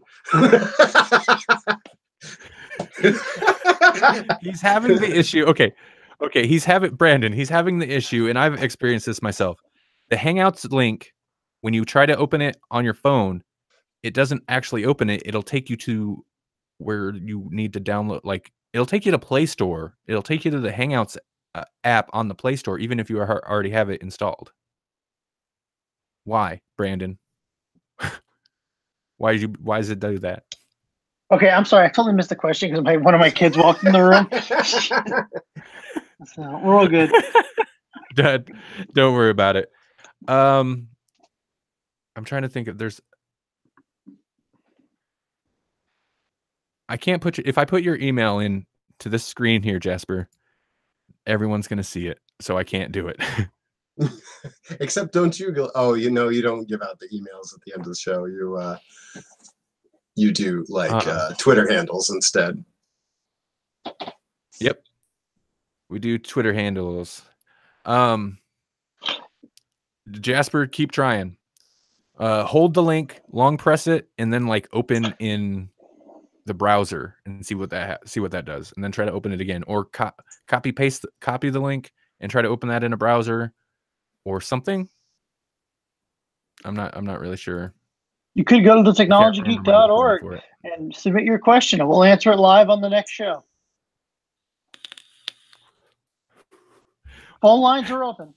What is it? Okay, Brandon, we're gonna call Technology Geek right now. Ring, ring, ring, ring. What is that? The banana phone?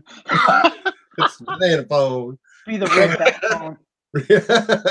Or Baby Shark, do. Why was it the red phone, by the way? Why was it? Why was it the red phone on the show, by the way? Then that old 60s Batman, remember? Yeah, I don't know. Yeah, it was the red phone. Was it ever really a red phone in the comics, or no? I don't think so. I think that was basically they replaced the signal, right? Because they didn't use the signal on the 60s show, did they? No, they didn't. So I think that was just like their workaround.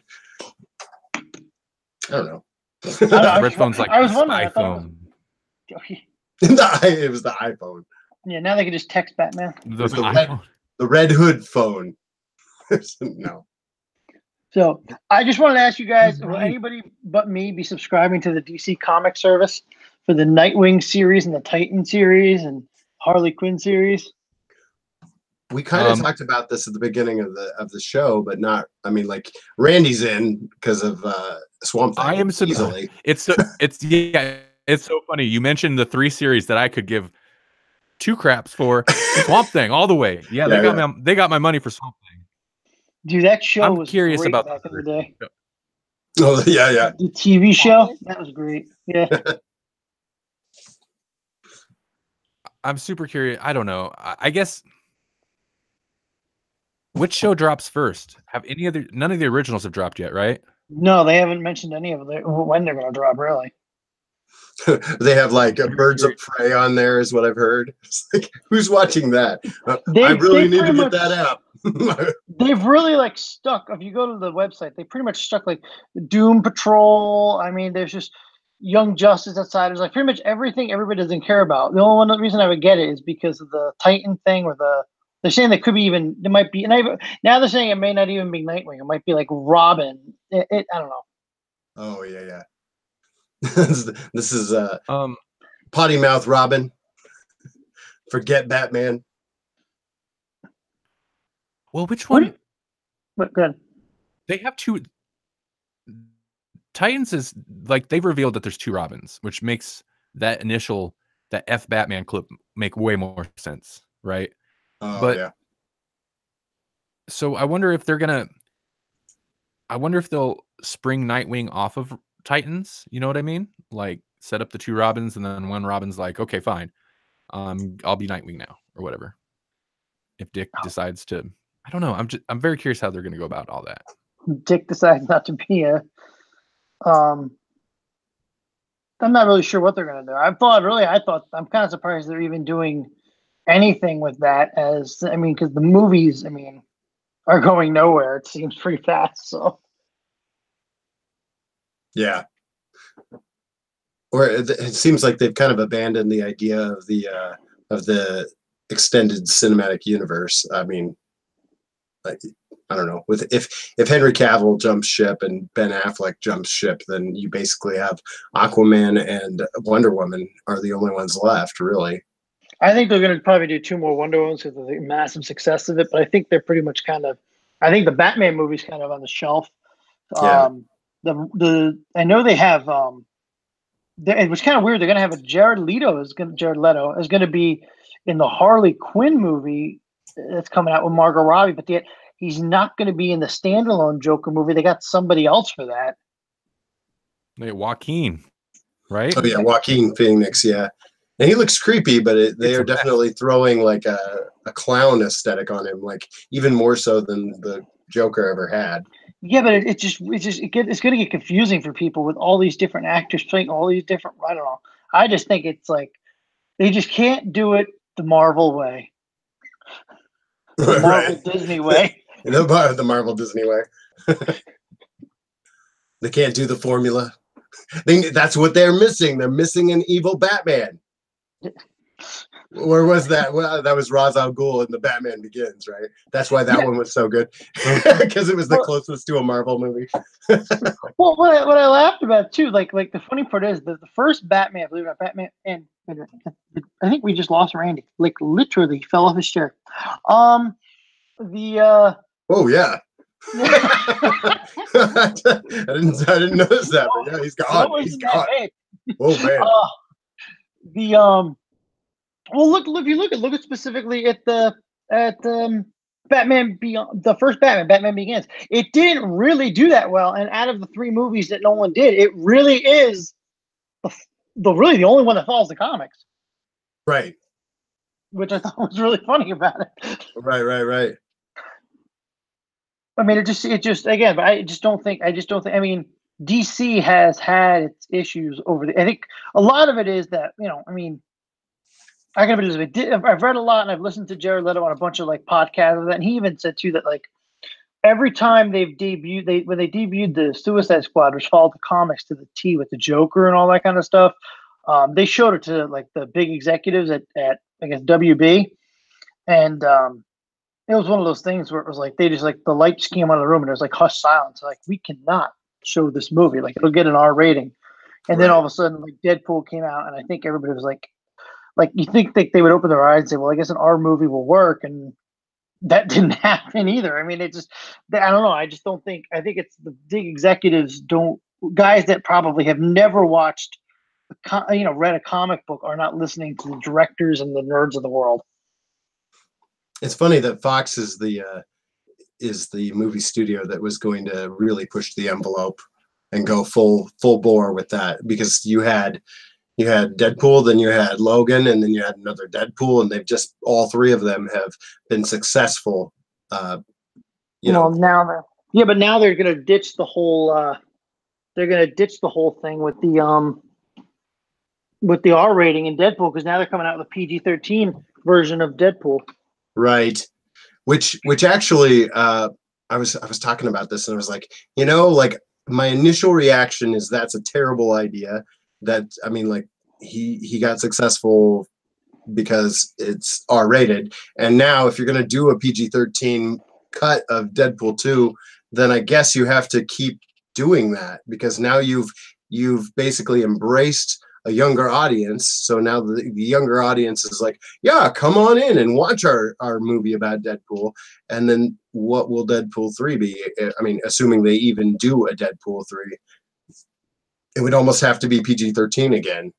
Yeah, unless that's going to be it with Deadpool, and this the PG-13 is going to be the last Deadpool. I mean, just cleaning up some timelines. Right. Which if you, if you do it right, that could be funny too. By throwing, all I've seen was the promo image of Deadpool with a grown-up Fred Savage tucked into bed doing the whole Princess Bride thing. Like, I think that could be hilarious if that's actually part of the movie. If they actually do that, where like Deadpool actually finds grown-up Fred Savage and makes him do Princess Bride against his will. Like, that could be funny, and that's right up Deadpool's alley.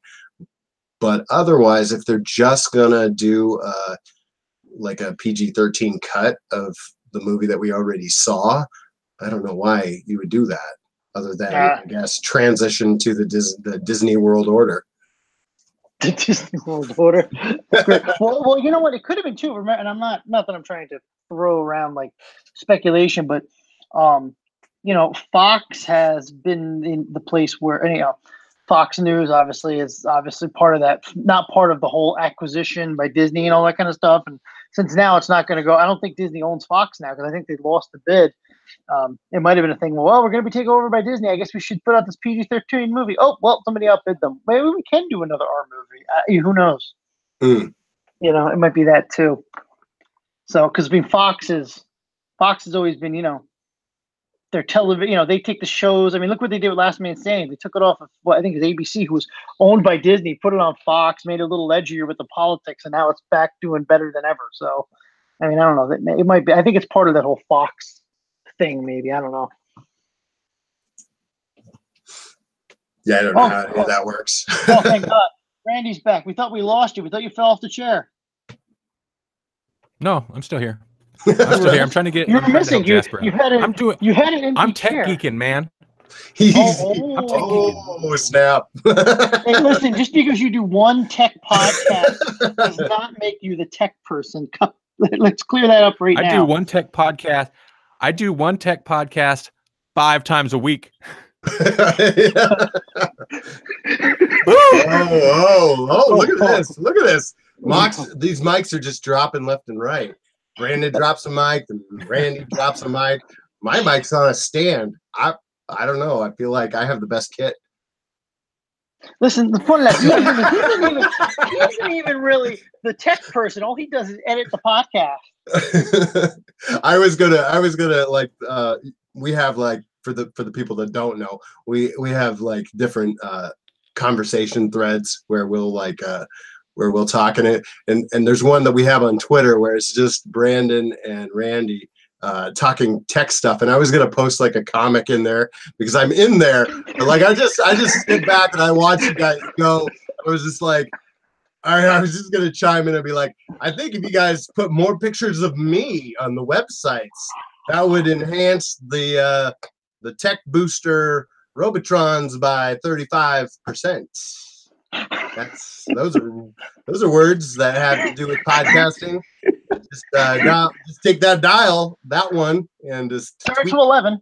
Just tweak 11, a little bit of 11 up there, like up there, and then this needle will go in the red zone, and it will be like, oh no, but it will actually be a good thing. It'll be like, that's intense, it's drama, and then it'll be fine. It'll be fine. You do like most of those shows where it's like, oh no, the reactor core is hitting critical mass. The needle's in the red.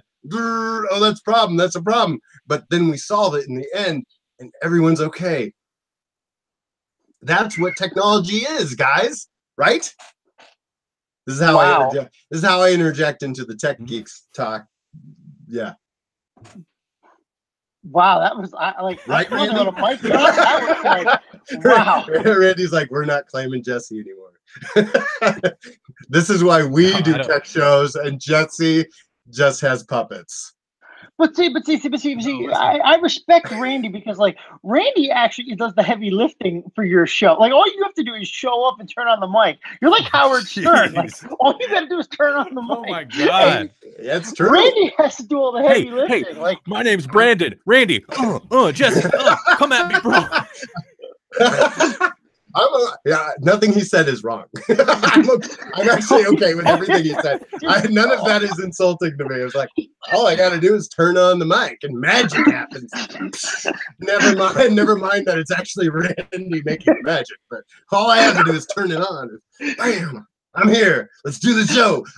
Lasers. Yeah, like I'll do the show from 7 to 9, and then I'll get up, go back to my border collies, and Brandy will be up till 2 or 3 in the morning tweeting until while he's editing the show. Yeah. Yep. 2 or 3 in the morning. Magic happens over there. Yeah. Dude, you are definitely the night owl. There's no doubt about it. Dude, I am to a fault. I hate it. Like I'm trying, like. Since I'm freelance now, I make my own schedule, and that is a horrible idea. Because then I only go to bed when I have to, which is like, oh, the birds are out. You need to go to bed, Randy. The birds are out. I'm trying to move it back. Never mind the sun. Well, see, unlike you two, I actually have a family and 2 kids. So usually, like right now, I'm looking like, oh, I have a family. I have a mother and a father and a brother. I have family members. like I'm looking at like 10:30. Well, if I go to sleep now, I'll get like 5-6 hours. Well, tomorrow I got to be up early for work because I got to be on site somewhere. But yeah, it's like, wow, it's 10:30. It's like late. Like 10:30 to me is like 5 o'clock in the morning for Randy. Right. I was gonna say, yeah, it is late for you. He's our East Coast representative on the EMC podcast network. And pretty soon we'll be turning the clocks ahead. That'll mess everything up. Oh God, not looking forward to that. What time you got there now? Is it? It's 10:30 behind, right? 10:38. Yeah, 10:38. Okay. I'll be packing that too because I still gotta, like I said, I gotta get up. Some of us actually have to get up for work. Our clients work during the day in corporate. Or if you're in education like me, the kids don't work. Oh wait, no, that's my job. I'm supposed to make them work. Okay. You're an art teacher. You're not teaching like 10th grade. Here we go again. Here we go again. Do the kids still not show up in this? There's still gonna be kids there. You're gonna make Jesse break the internet again. Oh. You broke him. You broke him. How is it that my crappy internet is disrespect?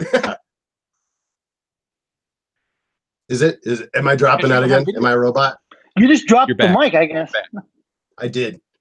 It's hard to do when it's on a stand. The whole internet. I'm just saying, dude, you're an art teacher. Like you're not teaching 10th grade advanced placement English. Jeez. No, I'm just getting them ready to go on and live their lives. That's all. With what, man? I mean, like I actually get them while they're developing. You know, like if they don't develop, then they're never gonna make it to 10th grade advanced placement. But how? I mean, like for you, your job, like the end of the world is if somebody eats glue. No, that's fine. The glue's non-toxic, dude. That's a Wednesday. The glue's non-toxic. That is not a problem. Glue, no. No problem, man. I mean, there's not like somebody's gonna come up to you with their college transcript saying, "I need your letter of recommendation," or I'm not going to get into like I actually write a lot of those. But do you really? Yeah. For art students. For people who want to be teachers. Oh well, that must be that you can't count. No, I'm just. Oh. See, I don't even have a mic. I'm using my earbuds, so I can't even drop the mic to give you that sound. Like I'm dropping pipe bombs. You're dropping. You shouldn't do that. Remember CM Punk, the pipe bomb? Isn't this a new house that you're in? You shouldn't drop pipe bombs in your new house. Yes. No, I get the reference. Yeah. Sorry, Randy. We're just back. You're just back there in coach. We're sorry. Just making everything work. You're such a dick. Is Jasper still taking the red pill? Jasper is the worst millennial. Okay, he cannot work a device. He cannot work a phone. Oh boy. He can Snapchat you 7 ways from sideways, but he is having trouble. He's having trouble. But you know what? I partially blame Google. Brandon, you want to talk about Google and mobile on your show? Figure out why they can't fix Hangouts. Maybe they should stop trying to like come out with 7 different apps that all do the same thing and focus on one. Well, actually, when I was at Ignite, should we be doing this on Duo? All joking around. Actually, when I was at Microsoft Ignite, that was actually one of the things they're talking about, like that Microsoft is very because Skype is really starting to pull ahead now majorly. And I know it sounds ridiculous, but like with video conferencing and meeting stuff, Skype and Teams is really pulling ahead because Microsoft pretty much said we're dropping like the 10 apps we have and we're focusing just on these 2. That was last year. And this year, I mean, Teams is like the fastest growing app that as far as video chatting and all that kind of stuff goes. Unfortunately not for stuff like this, but for the enterprise. I mean, Microsoft's really starting to kick G Suite out of a lot of places because of stability and issues with connectivity and all the stuff that you're talking about.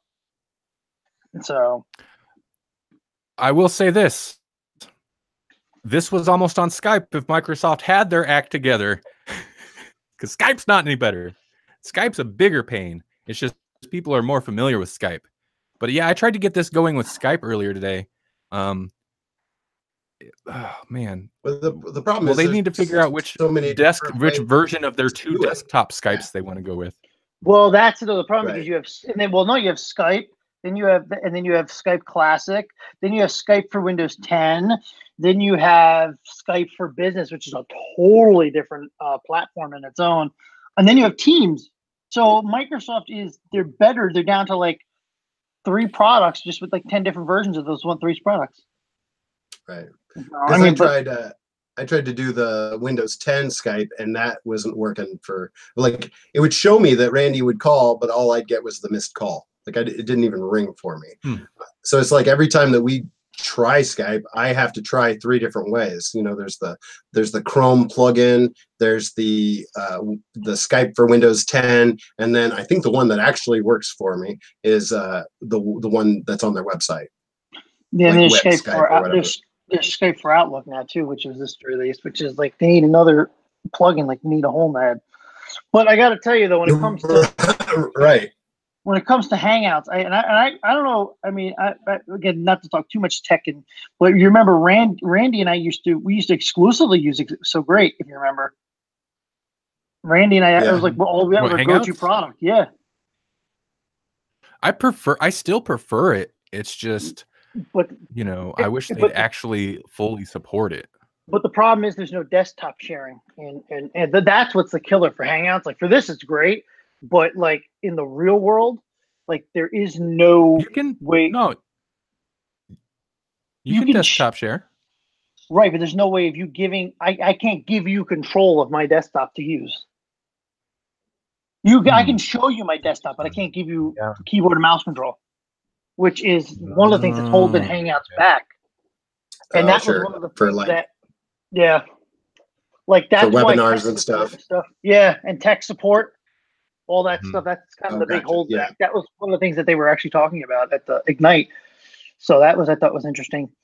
But what I thought was really interesting was somebody from Google was at Ignite talking about how Microsoft Office 365 is like the go-to thing for business with Android phones, which I thought was really funny because G Suite is the thing that they're pushing on everybody.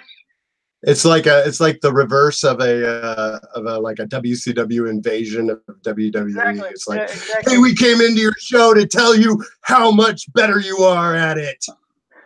Well, now what I think was funny too is like somebody from Apple was at Ignite talking about how that Office 365 is the premier product to work with Apple devices. And I'm like, oh my god, like Microsoft just like, you know what Microsoft reminds me of? Is that guy that just wants to be everybody's buddy.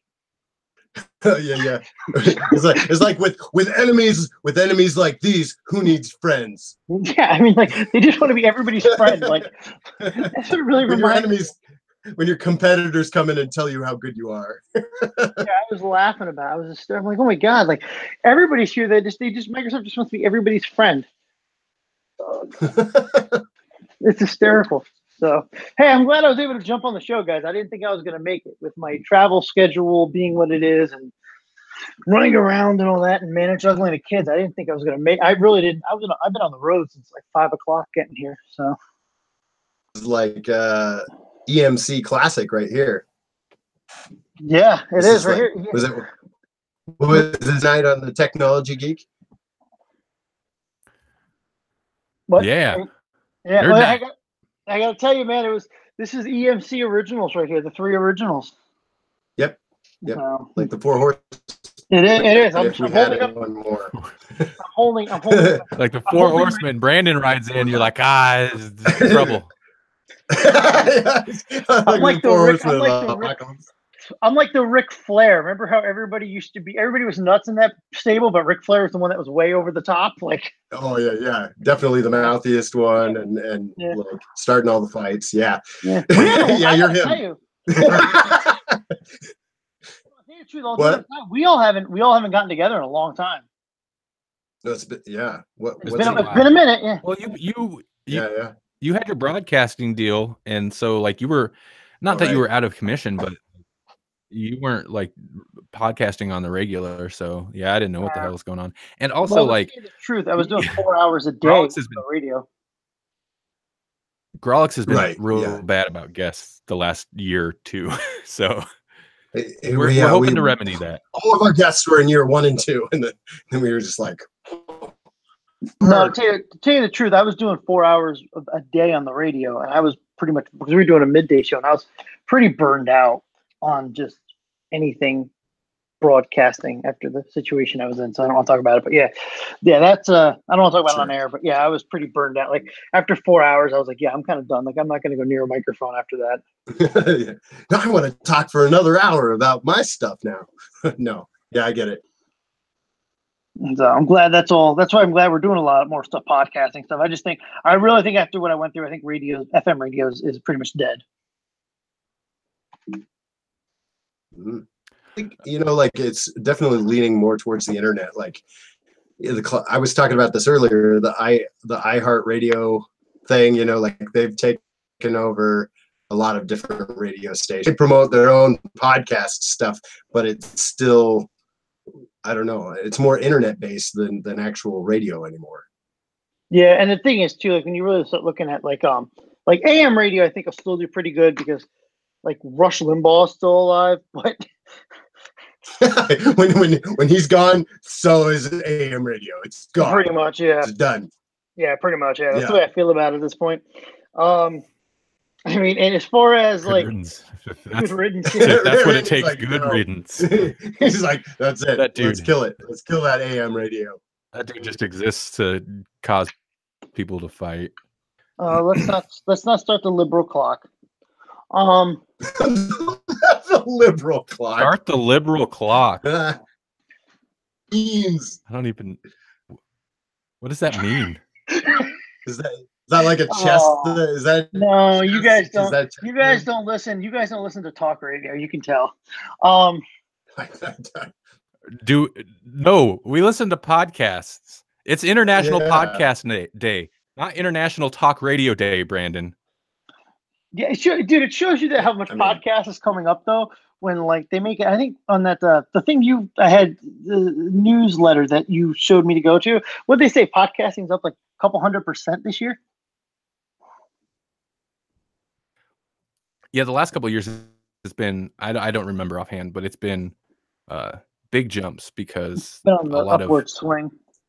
A lot of broadcasters and mainstream organizations have really jumped on board the last year, 2 years maybe. Yeah, but you know what though? I have to tell you, since it's National Podcast Day, I gotta get something off my chest. Okay. Here we go. Okay. Okay, they're always talking about, oh man, I got on the podcasting thing when the iPhone came out.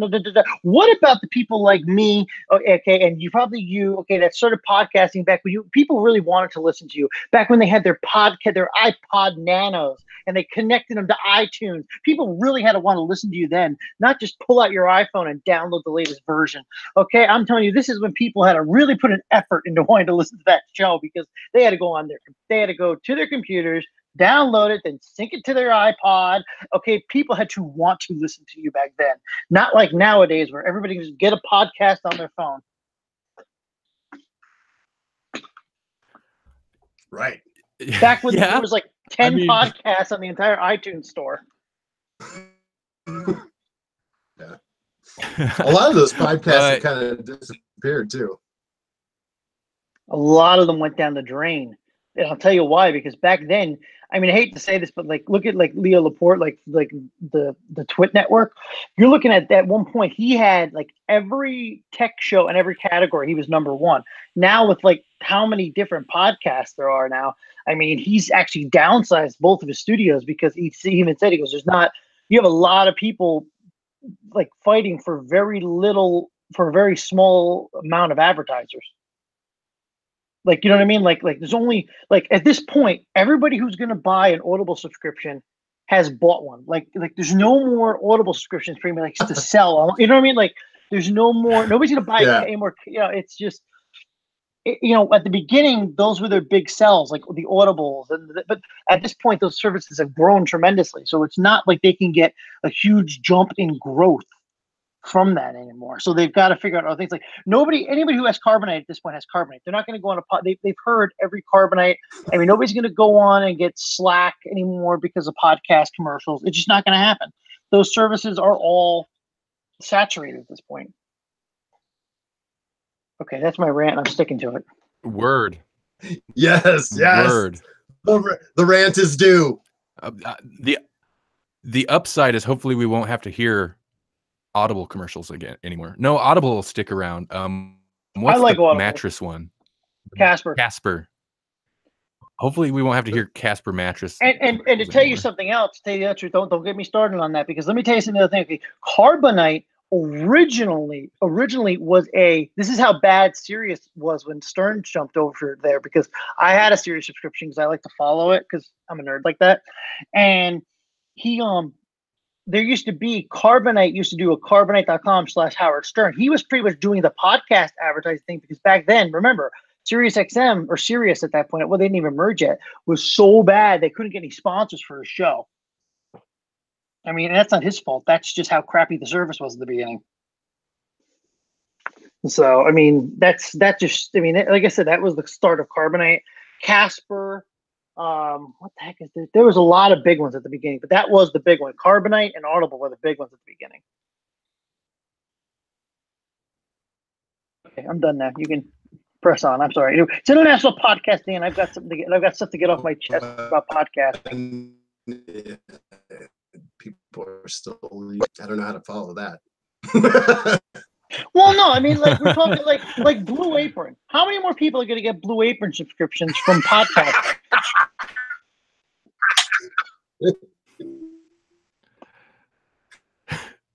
I mean, that was the other big one. Oh God, I said something wrong. Everybody's laughing. I agree. No, I you're just wow. You're ready to fight the power. Well, no, because I've been doing podcasts since before the iPhone, and I mean, people it's hysterical that you still have people like. I love hearing these big podcasters complain, especially not like people like us. I mean, we're at the bottom, nibbling away at the bottom. I mean, let's be real about it. We're not like Corolla or any of those big guys. And all these guys are like, oh yeah, we've had to downsize the studio because podcasting just isn't making the money it used to, because everybody with a microphone, like it's basically just everybody complaining that, okay, we can't do a blindsgalore.com advertisement and make 20,000 off everybody going to Corolla.com/blindsgalore. I mean, that's what that's basically is complaining about. I mean, I'm sorry, you actually have to work now for your money. Right. When you see that with a lot of different media, web comics, there was a time where like Penny Arcade was a big deal, and then you had like PvP, and you had just a handful of these early adopters. They finally hit this point where they hit it big enough where they could make a living, and then everybody jumped in and thought, okay, well, if I can just capture that same, lightning in a bottle that they did, then I can also make a living doing this thing, making comic strips.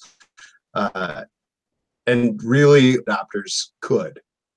And they have the platform, and they've built up the means, but are just not going to hit that level. Like the early adopters, the entrepreneurs, the people who had the vision to jump on it while it was right before it got big. They were the ones that find the treasure. And let me tell you, and I have to say this too, and I don't know how Randy feels about this, but when you were doing, I hate to say this, but like podcasting, I don't think would be where it is today if it wasn't for the addition of 3G, 4G, whether it's on iPhone, Android, whatever. Because if you remember, I don't know how early you got in, Randy, and I don't want to speak for you, but if you remember, like I said, you had to actually rely on people finding you, then wanting to download the podcast, and then wanting to get it over to the mobile device, or to because remember, nobody had 3G, 4G, 5G yet. The iPhone didn't come out for a couple of years later. So I don't know if maybe podcasting would have grown to the heights it has if it wasn't for that addition of, I hate to say iPhone, but I'm just going to throw it out, but iPhone, Android, whatever. I don't know what your feelings are on it, but that's my feeling. Well, no, that's absolutely right. That's why during your rant earlier, I'm just like, okay, yeah, you've been in it for a long time. That's great, but it's awesome now that people can much more easily access the podcasts that we put out. And no, you're absolutely right though, because it's literally built into their phones on Android now with Google Podcasts, and of course with iPhone, they have Apple Podcasts, and it's literally comes pre-installed on their phone. You can look up any podcast and it's right there. It's super easy, and that's because people can stream it through their mobile provider without getting totally boned on data. Yeah. Or like a lot of places have Wi-Fi, so I mean, like you can be streaming your pod Wi-Fi if you have access to it. I mean, Wi-Fi is easier to get a hold of now than it's ever been, too. Right, and I have to agree with you on that. That the fact that even when the iPod Touch came, and again, I hate to keep throwing Apple's name out there because really, if you like, and I hate to bring this up, is everybody calls it a podcast because Apple kind of coined the word, but it's not, because it's on multiple devices now. It's on Android, it's on Windows Mobile when it was around. Prime example, when the iPod Touch came out, that was one of the reasons why, because you had to rely on everybody syncing their phones. I mean, I don't know about you guys. Have you guys ever used a sync cable in the last 5 years? I have not. I haven't plugged my phone into my Mac with a sync cable unless I have to charge it. Like, do you know what I'm trying to say? Or no? Just to get like photos off my phone, it's a little faster than having to Dropbox things, like 6 at a time or whatever. But that's the only time I've ever used a sync cable. Is quicker, I guess.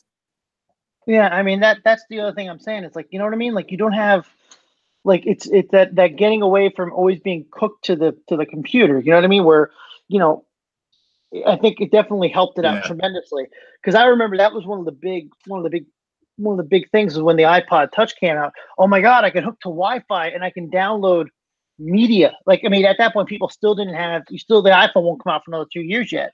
But at that point, at least you could hook up to a Wi-Fi and download the content rather than having to worry about people plugging a sync cable into their phone.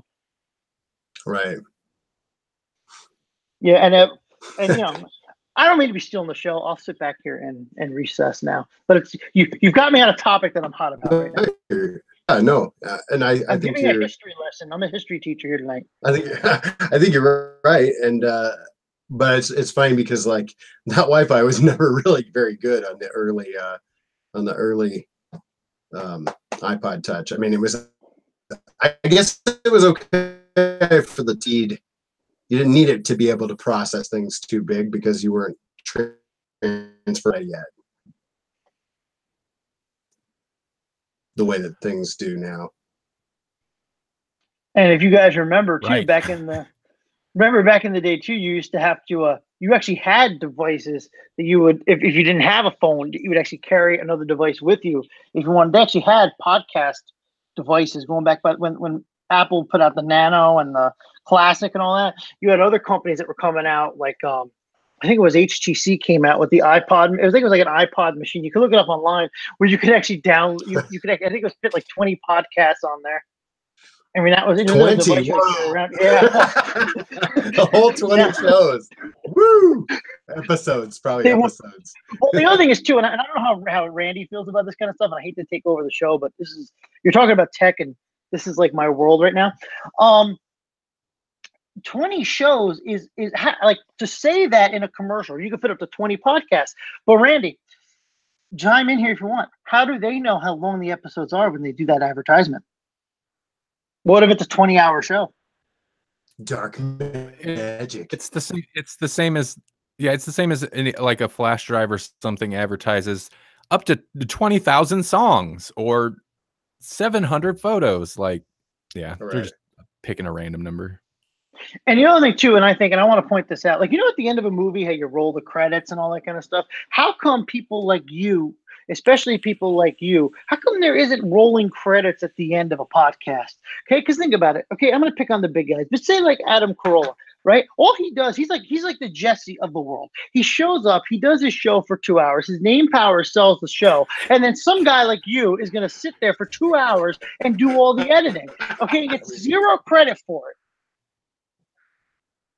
I mean, fire it up, fire it up, fire it up. If I see a Twitter war time, it's gonna be all my fault between you two. Oh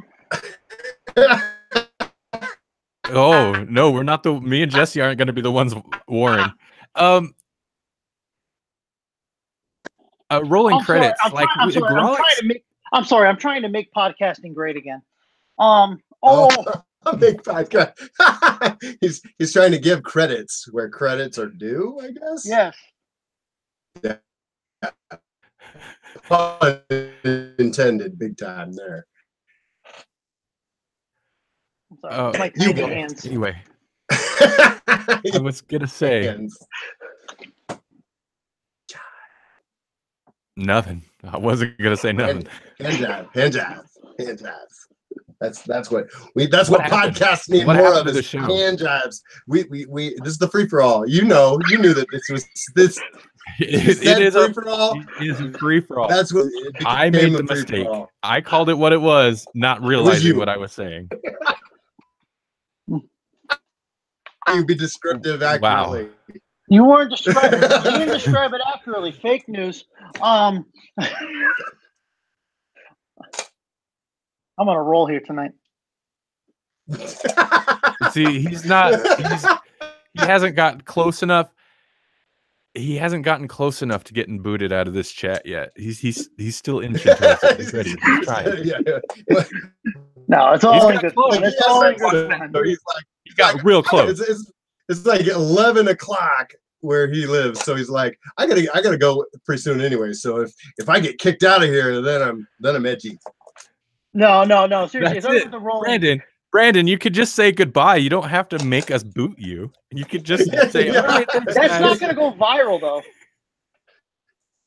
Yeah. I'm sorry, but I don't think any of this is going to go viral. No. We have to become liberal snowflakes first. We have to be outraged. Is that how that works? I don't know. Topical. Somebody please upgrade his internet before the next show, please. What show? There's another show after this? Oh. No, I'm being serious about the rolling credits. So it really feels like the people like Randy don't get enough credit. Well, okay. All the time. Great. Can I comment on it? Go ahead, please. I'm sorry. No, I'm sorry. Okay. Thank you. I was trying to say, Grawlix kind of does a rolling credit, and I might even credit myself by name. I'm not sure, but everywhere else I credit myself as, in addition to being co-host, I also produce it, and that pretty much covers it. And some of the client work, if you're doing like paid work, editing and stuff like that, you can't always expect credit, but I've had clients that have like credited me on their sites for paid work. So that's always awesome. So I see what you're saying. And I do kind of, I think the rolling credits thing is a good idea. It's just, I think most podcasts are small enough. You hear the people on it, that's who's responsible.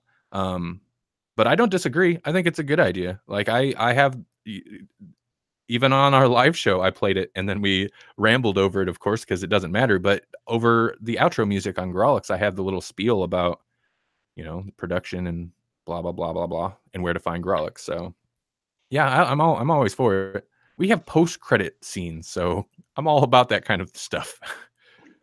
Well, even in the pre show for this, I kind of shouted the podedit.com because that way it doesn't feel so forced, like if Randy's constantly saying, hey, podedit.com, that sounds like a commercial, but if I do it, it's less. It's fun. Yeah. Well, it's fun. See, that's what I bring. That's what I do. I Jesse's role. He has a major role in the creative side of this. Like there's a lot of decisions behind the scenes about Grawlix that Jesse Jesse and I consult on. So like, yeah, not to down. It's not like he does nothing and then shows up. That'd be Melanie. which sounds like a wicked burn, but I don't mean it like that. But Right. she does show up, read the book before the episode, and then does the episode, and that's her involvement. So she's like the Jared Kushner of Grawlix. I think she's more useful than that. So I hope because so. there's also on screen like presence and likability. She's got all kinds of that. Oh, it is great. She's in every But, photo. Yeah. Oh, sorry. Okay, I'm sorry. I didn't mean to. No, that's not that. I was just. It seemed like a good spot for a joke. I'm the comic relief tonight. Oh yeah. Are we actually real doing, hilarious. are we doing real? Are we like doing nicotine or just water vapor in that thing? A little bit of column A, a little bit of column V. Well, technically, there's no column A, column V. There's no. You guys live in Nebraska, not Colorado. Literally two column. Yeah, no, not that kind of column.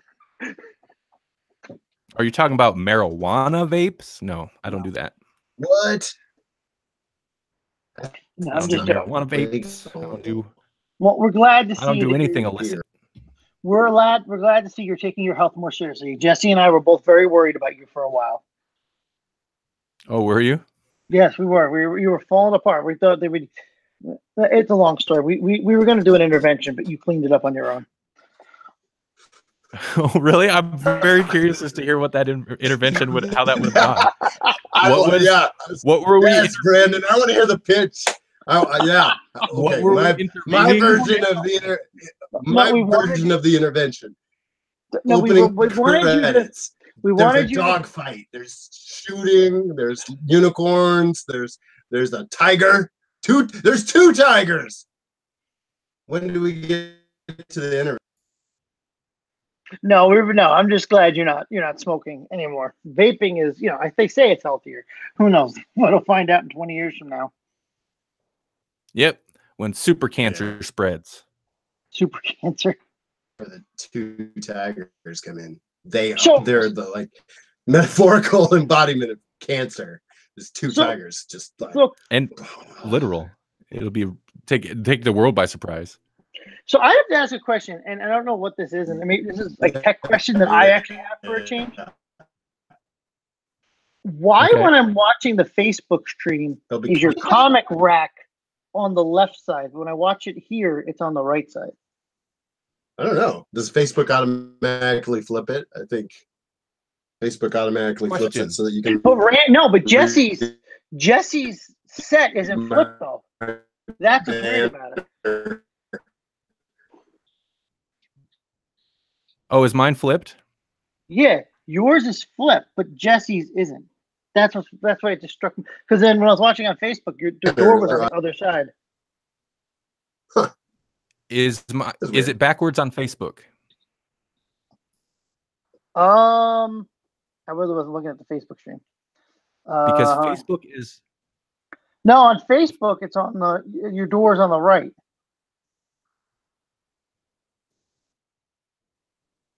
How about now?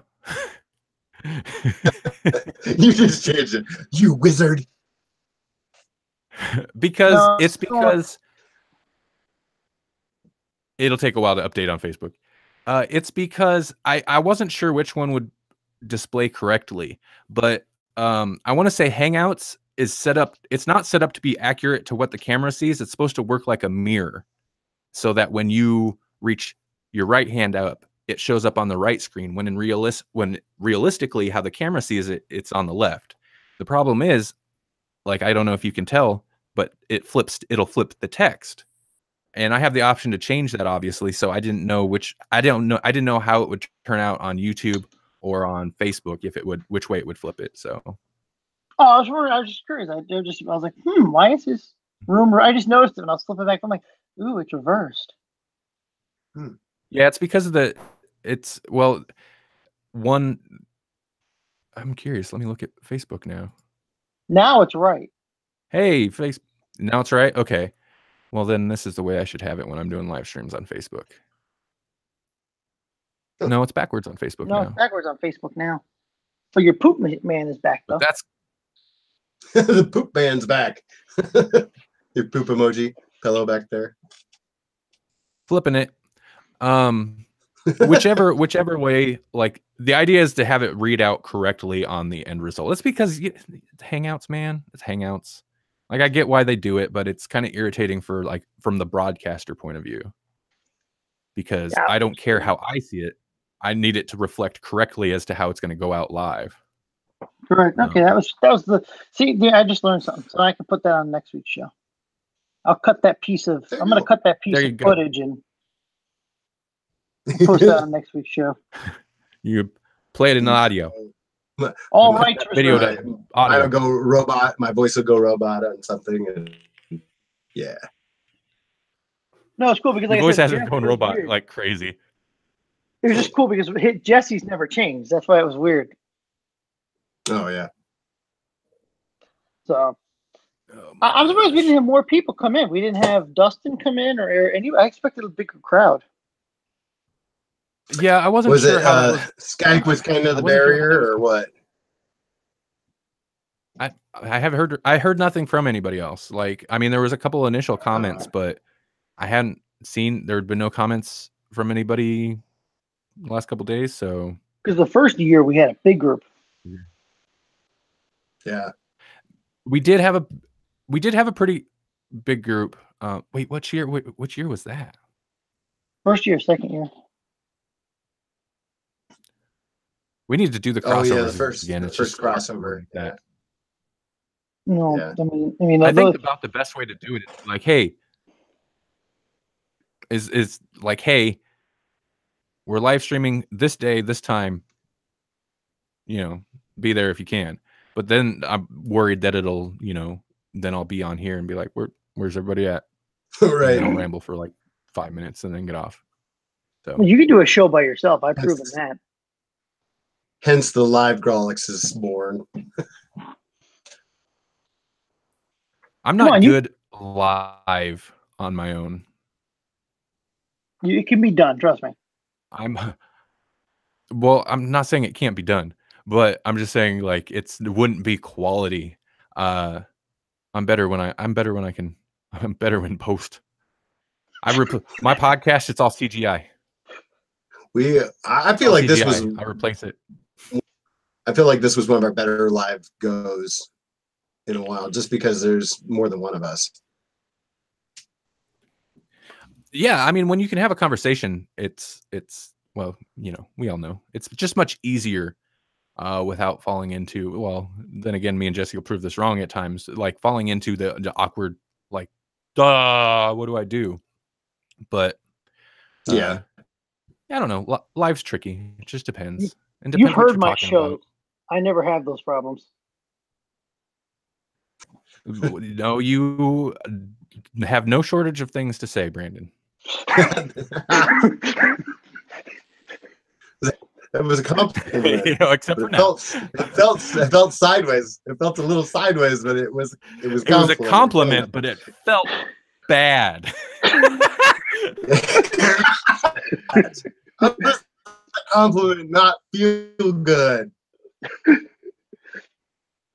Actually, you guys have read the Twitter, the Twitter that. I'll wait till he's done moving. Oh, you don't want to wait. No, I wasn't getting any audio. I was just seeing your hands waving, like don't land here. Like I'm kinetic. I am like a shark. I have to keep moving. No, we actually did. We did. That's great. You're like the great white. You never have to evolve. the great white. No, that sounds. No, I don't like that. I'm not the great white ginger. No, the white ginger. Oh my god, I love that. That's the title of the episode right there. Oh no! Yes, that is the title of the episode right there, Randy. Screen cap. I have a feeling. Let's go. Attack beard. Attack beard. I feel like there's some type of I feel like we'll get some kind of audience for that show. I'm not sure what. What that audience will be. No, it's a compliment, but it makes me feel bad. Yeah. No, to have the audience for that show. I was telling Randy that we did like a small listener survey for TTG, and then we did it when I was doing BLS on the radio. Oh, and I read that. Believe it or not, the number one thing that everybody because that one of the things that the network wanted was they wanted me to have a co-host because they said they didn't feel me by myself would, they felt they wanted me to and they got fragged for it. Huh. People were just like, it would take away from that dynamic. However, the best phone call I had for 6 months doing that show, I got a call in from a guy because we would do lines at the last hour. We do open lines, not open lines, but people could call in, and I'm doing a show every day, so I talked about anything that really came to my mind, politics, a lot of it, because that's what the network really pushes. But besides that, so guy calls in. The guy's like, I have to say, I love this whole gimmick that you do, where you're always rambling, ranting, raving on air. Like this character you're playing is amazing.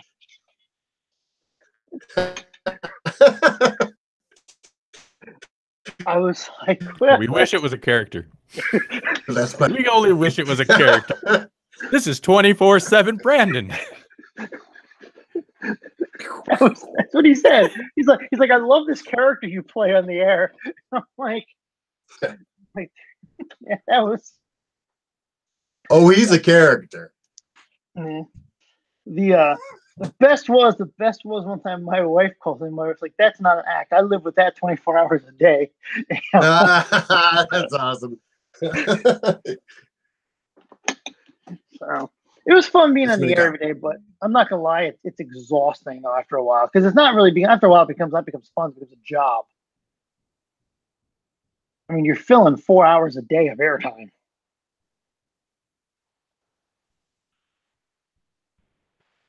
I mean, at a certain point, that's got to feel like filler. Like, how do you? Yeah. Do you get to the consoles so you can take a quick break, or? Well, you get it was FM radio, so the 15.8, I think is what they say. Randy, 15 minutes for every 8 minutes of commercial, something like that. It's a 15.8 they do on FM radio, I think. So yeah, I mean, you're getting breaks. 8 minutes. Yeah, 8 minutes of commercials. 8 minutes of commercials. Yeah, 15 minutes of talk, 8 minutes of commercial. Stop listening to radio. Wow. Yeah, it's a 15. That's brutal, man. That's a lot of commercial time. Well, some are doing a 30. Some do a 38, which is 30 minutes of talk for 8 minutes of commercial. So you do a top of the hour, bottom of the hour. So, but yeah, it's 15.8, or they do a 15.6, depending on what they want to do, depending on the network. It also depends on how much advertisers you have too. So, like, if you have like one advertiser, you're not going to do a 15.8, because what you can do, play the same ad over and over again for 8 minutes. Yeah. Or just have Stone Cold Steve Austin say every ad. Oh my God. Then it feels like it's all. I cannot listen to podcast one anymore. It's so bad. Yeah. The amount of read ads he has on that show is unbelievable. Well, and it's jarring to me, because he'll be in the middle of a story and then he'll just start in on an ad. And it's like, whoa, there's no transition here. It just goes right into an ad. But they cut the ads in. Somebody like Randy cuts the ads in. That he taped that show like in one sitting, and then somebody like Randy sits there and chops it up and adds all the ads. So he'll do like a day. He'll do like a day where he'll just record ads for them, and then they chop all the ads in over the course of a couple of weeks. That would be the day I'd be like, I'm sick today. Well, no, you don't want to be, because remember, podcast one is a 50-50. So any money he makes is 50% podcast one, 50% his. Oh, yeah. Like Alpha Brain. I take my Alpha Brain every day. Or my ice wrap. I do my ice wrap, folks. After I do my Broken Skull Ranch challenge, I wrap with ice wrap.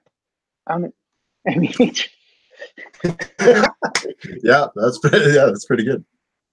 That's what it sounds like. That's what it does sound like. But you could tell which ones are promo ads and which ones are what we call commission ads in the biz. As Randy and I calls it, the biz. The biz. I don't do that. I don't call it the biz. No, but you know. I don't know. No, I don't know what I would call it. I don't know. You know the difference. Yeah, no, I got you. I'd probably call it like the industry ad. Or something. Well, yeah, but you know the difference between a read ad and a read ad and a commission ad, though. Yeah. What happened? Well, see, like what would happen if somebody paid for time? Like you could just read the ad, but if you have to rely on people going, like we were talking about with Audible and all that kind of stuff, those are commission ads. They're reading those with the hope that their huge audience of 50, 10, 20, 30, 40, 50, 60, 70,000 people will go to that site, and somebody, at least like a handful, will sign up, and that pays for whatever. So you have commission ads versus read ads. But Randy and I were talking about that on Twitter, and like even Randy and I even said, you need a big audience to make commission ads worthwhile. Right. Yeah. Yeah, for sure. Commission ads kind of suck. Unless you got something awesome that people are, gonna flock to, or I don't know. Commission. Well, you need a pretty massive audience to even make it pay out, because like say you're like when you read an Audible commercial, you're only getting a few dollars if somebody signs up. So I mean, say you want to make $20 an hour as a podcaster, you need what? 10 people to sign up if you're getting $2 $2 a person. I mean, what's the chance that 20 people are going to go? I mean, if you had an audience of maybe tens of thousands, yeah, but on an audience of like 900 people, how, you know what I mean? Like, what are the odds of that happening? Well, yeah, and I mean, it's totally possible that you could run these ads and not make any money off of it, whereas normal ads, you're at least guaranteed the CPM or whatever, where for every however many listens, they pay you for it because it's for exposure. Yeah, so that's okay. Shut off my recorder because it's been going for like 2 hours and 45. Yeah, I'm gonna shut mine off. So the Grawlix has got I should probably call it a night. I will be calling it a night too, because I still 11:30 here. We're all calling it a night tomorrow. We're ending this thing. We're shutting this down. Hey, this is a night. Is this actually on Patreon or no? Is this the part that's on Patreon? This is live. Well, right now this is on YouTube and Facebook. No, but I'm saying, because I thought you guys had something that was on Patreon, like if you paid on Patreon. Oh. We'll wait for Robot to stop. We have Jesse doing the robot for 3 hours. That's what we have. Wow. No, pretty much almost every episode. Wow. Wait, let's click to Jesse Cam. What's going on over there? Nope, nothing. No, like almost every episode. Oh, he's back. He's still doing the robot or the monster. I don't know what that is. The Teen Wolf. He's doing the Teen Wolf from the 80s. Thriller. Oh, never mind. Sorry. Oh, that thing. No, like on our Patreon, we do post like our recording, or basically we'll record before and after, sometimes after podcasts, and throw that up on Patreon. And that'll be like the last pre-show was like 40 minutes long. So it's like a podcast it's like totally extra bonus podcast on its own. And I'm sure you have hundreds of people stuff on there. On this last pre-show. Oh, hundreds, thousands. So no, definitely not. But it's cool that you guys have anybody. I've never had any luck with Patreon, so it's pretty cool. So yeah, it's good. Yeah. So, all right, guys, I appreciate you inviting me on. I do appreciate that. Randy or Jesse's still kind of stuck there, apparently. Yeah, he looks like he's frozen. I tried to flick it over to him, but it's not showing anything. Yeah. Hey, thank you guys very much for inviting me on. Randy, by the way, too, thank you for all the work you do at Electronic Media Collective. like I said, you are the backbone of that network. So I think that needs to be said publicly for the entire world, whoever listening to hear.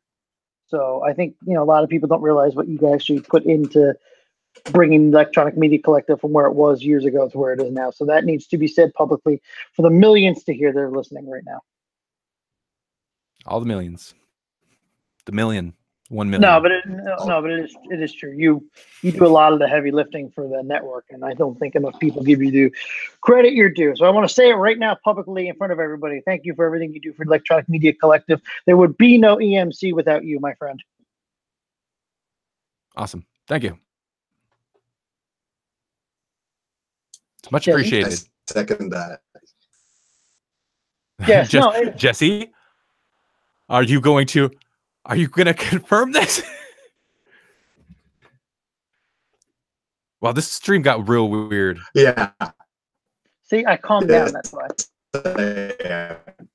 I calmed down. My blood pressure went down. He's frozen again. Okay. Anyway. Thanks a lot. Again, I just want to say thank you. Yeah, let's end this. Hey, Brandon, where can people listen to you if they want to hear more of your soothing tones? the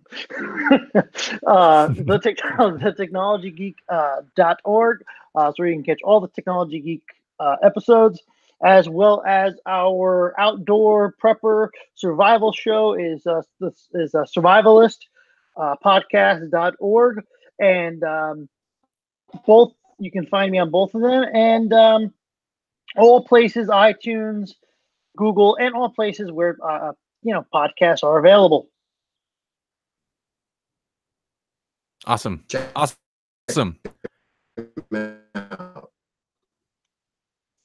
That's what Jesse says.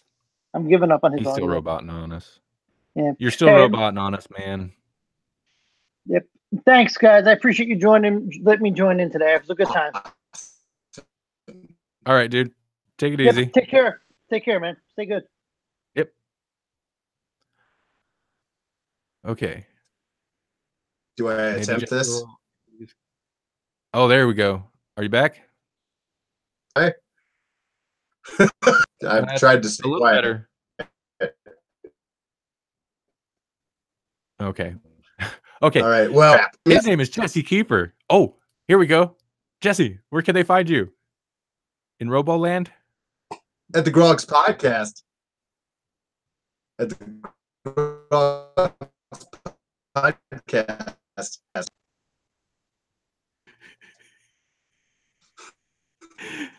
Yeah, you're gonna have to watch some of this stream later, man. You can find Jesse at the Grawlix podcast. He's also on Twitter. You should follow Jesse at Jesse Kiefer on Twitter. It's JESSE KIEFER on Twitter. Looks like your feed might have smoothed out a little bit. Nope, guess not. It looks good on my end. Well, you come in and out. It's mostly been out for a little while, though. And you can, as always, check out more podcasts that sound a little better than this, a little smoother. They're not always like this. Sometimes they are. At electronicmediacollective.com. If you enjoyed our rambling talk about Ironfist and Luke Cage earlier, you can check us out at grawlixpodcast.com or on Twitter at grawlixpodcast. I'm Randall Sylvie. Go to randallsylvie.com. For real, it's a place. And it's one L in Randall. All these people that spell it with two L's, you're all wrong. That's it. Happy International Podcast Day. I hope we won somebody over to become a podcast listener tonight somehow. Like, is that a podcast? I didn't understand anything that was happening. Free for all. Wow, dude. After as soon as Brandon jumped on, it was a show. It was a show. It's always a pleasure. It was a show. The guy's got respect for everybody. All right. We are going to, where's it at? Facebook. Have a good evening, everybody. Bye. We're still on YouTube, though. What's going on over on YouTube? Oh my God. We actually had somebody in there. We didn't have anybody for a long time. And we have Jason Gonzalez said, hello? Yo, how's everybody? Where everybody, buddy? I'm so lost. Yo. Yes, sir, you do sound lost. Hi. Stream is over.